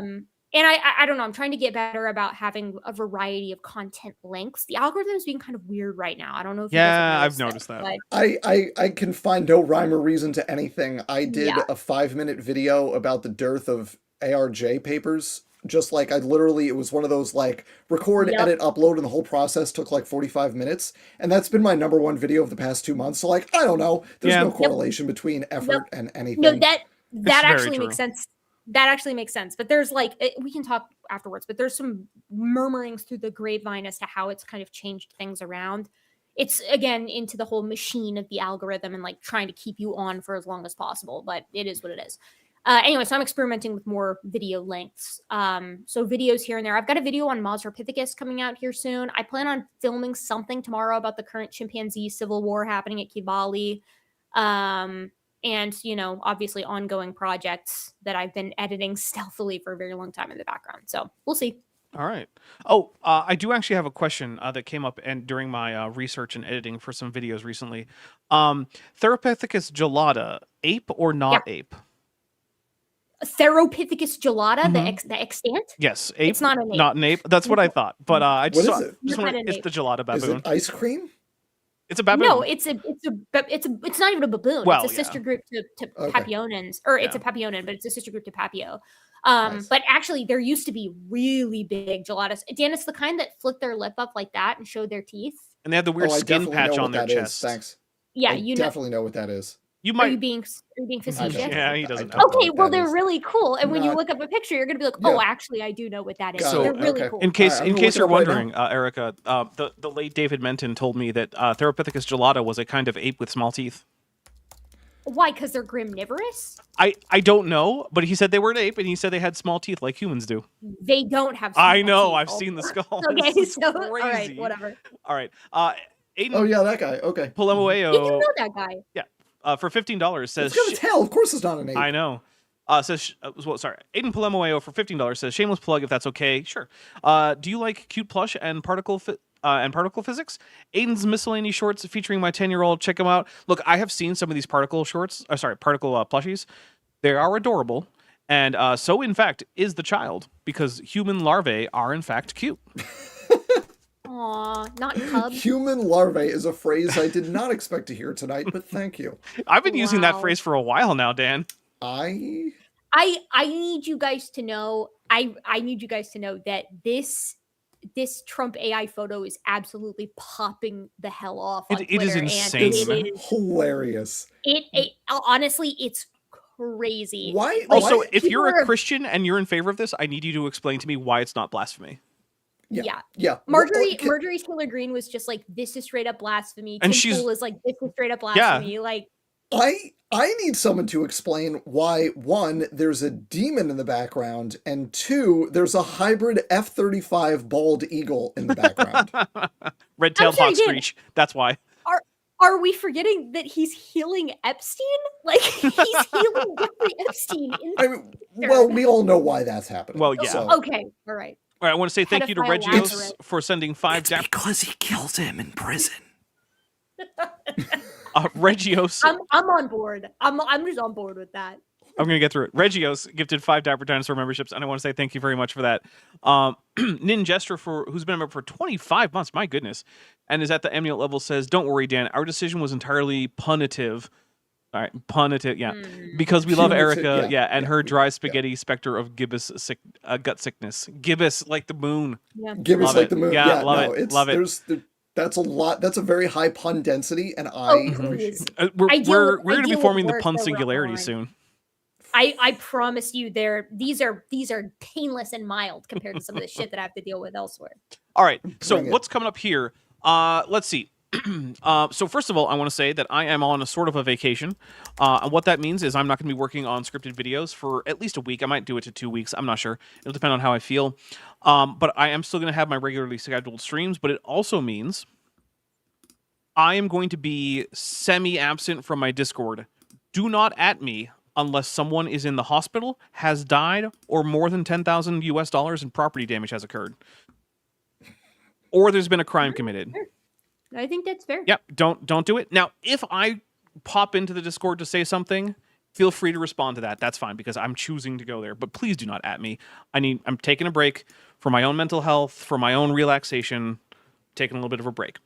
That being said, we still do have the full roster of shows. So on Tuesday, I'm going to be here for Tisdall Tuesday with Chesh, and we're going to be talking about Lawrence Tisdall, who is a French-Canadian young Earth creationist who did one of the most dishonest things I've ever seen, which is to say he listed off a bunch of sample questions that were supposed to be true, false questions that were supposed to be answered false about evolution, and said that those were the things that kids were being taught in school. And he got this from a suggested list of false questions from a teacher's aide about evolution. We checked in real time, and he was just like, that's what they're teaching the kids. Nope, it was a list of things that you're supposed to say false to, which is amazingly dishonest. So that's what we're going to be doing on Tuesday. That is going to be at 6 p.m. Pacific, 9 p.m. Eastern. Then on Thursday, we're going to be having my next video come out. Is going to be the next Jay Seegert video. So if you are the first J Secret video did quite well, at least for me. So I'm hoping that one can do quite well too. J Secret is a young Earth creationist. He's given a talk at a church with horrendous sound quality that I kind of cleaned up. But yeah, it'll be fun there. Let's see, Friday. Over on my second channel, Top Hats Off, we're going to be continuing our mini D&D campaign where I am playing a Warforged wizard. Who is definitely not a Warhammer Necron that I made as an excuse to get that character art done for my next campaign. But he definitely looks like one, so whatever. Then on Saturday, we are going to be back. Hopefully Kip will be back with us, and Vishanti will be back with us, and we're going to be going over the second half of the mysterious and forbidden Ethiopian Bible video that is almost completely ignorant of Christian history from top to bottom. And yet is going to be telling us all about the mysteriousness and the uniqueness and the forbiddenness of something that's just publicly available that you can just go read. Is it unique and forbidden? Well, it is unique. It's not forbidden. Oh. The Ethiopian canon is actually, there's like two levels to it. There's a broader canon and a narrow canon. And it contains a bunch of books that are not generally considered scriptures by most other Christian groups. And it also actually, a few of those scriptures only exist in their Ge'ez translations in the Ethiopian Bible. So the Ethiopian Bible has preserved our only full copies of 1st Enoch and Jubilees, which is on its own significant. It's the only way that we actually have full access to those texts is through their Ge'ez translations from original Greek and Hebrew. So that's cool, but it's not mysterious or forbidden or anything like that. So that's what's going on that Saturday. And that brings us out to a week from now for my channel. So, well, both my channels, I suppose. So yeah, a full lineup of stuff to do there. And other than that, though, I am taking breaks. And also, hey, I made amazing ribs today.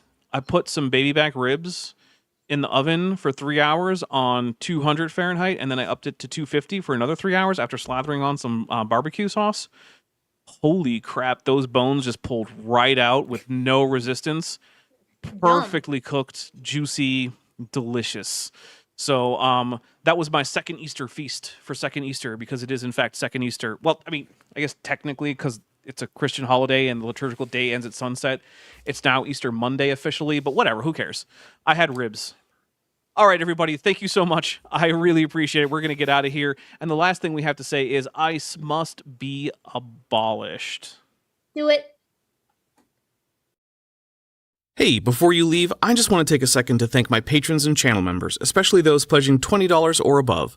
Siloof, Ben Tovind, Tapioca Weasel, Mikau Dominiak, Sammy LaFleur, Edwin M., Kenneth Swenson, John Ackerman, Sphincter of Doom, Regios, Landon Knoll, Ian Chen, Eleron Teller, Phil Rivara, David Hercules, Joshua Geese, Dan Sheedy, Pegajace, The Plastic Mouse, Gordon Loves Science, Amber Athelian, Prixie Purple, Agricola Sequa, and Me, Myself, and I. It's because of my channel members and patrons whom you're seeing on screen that this channel can stay afloat. Without you, it would all shut down. If you want to join the team, there's a link to join the channel below this video, and there's a link to join the Patreon in the description. On the Patreon, you can get a 15% discount for pledging annually, and either way, you get early access to virtually all of my scripted videos months before they come out for the general public. Thanks for watching.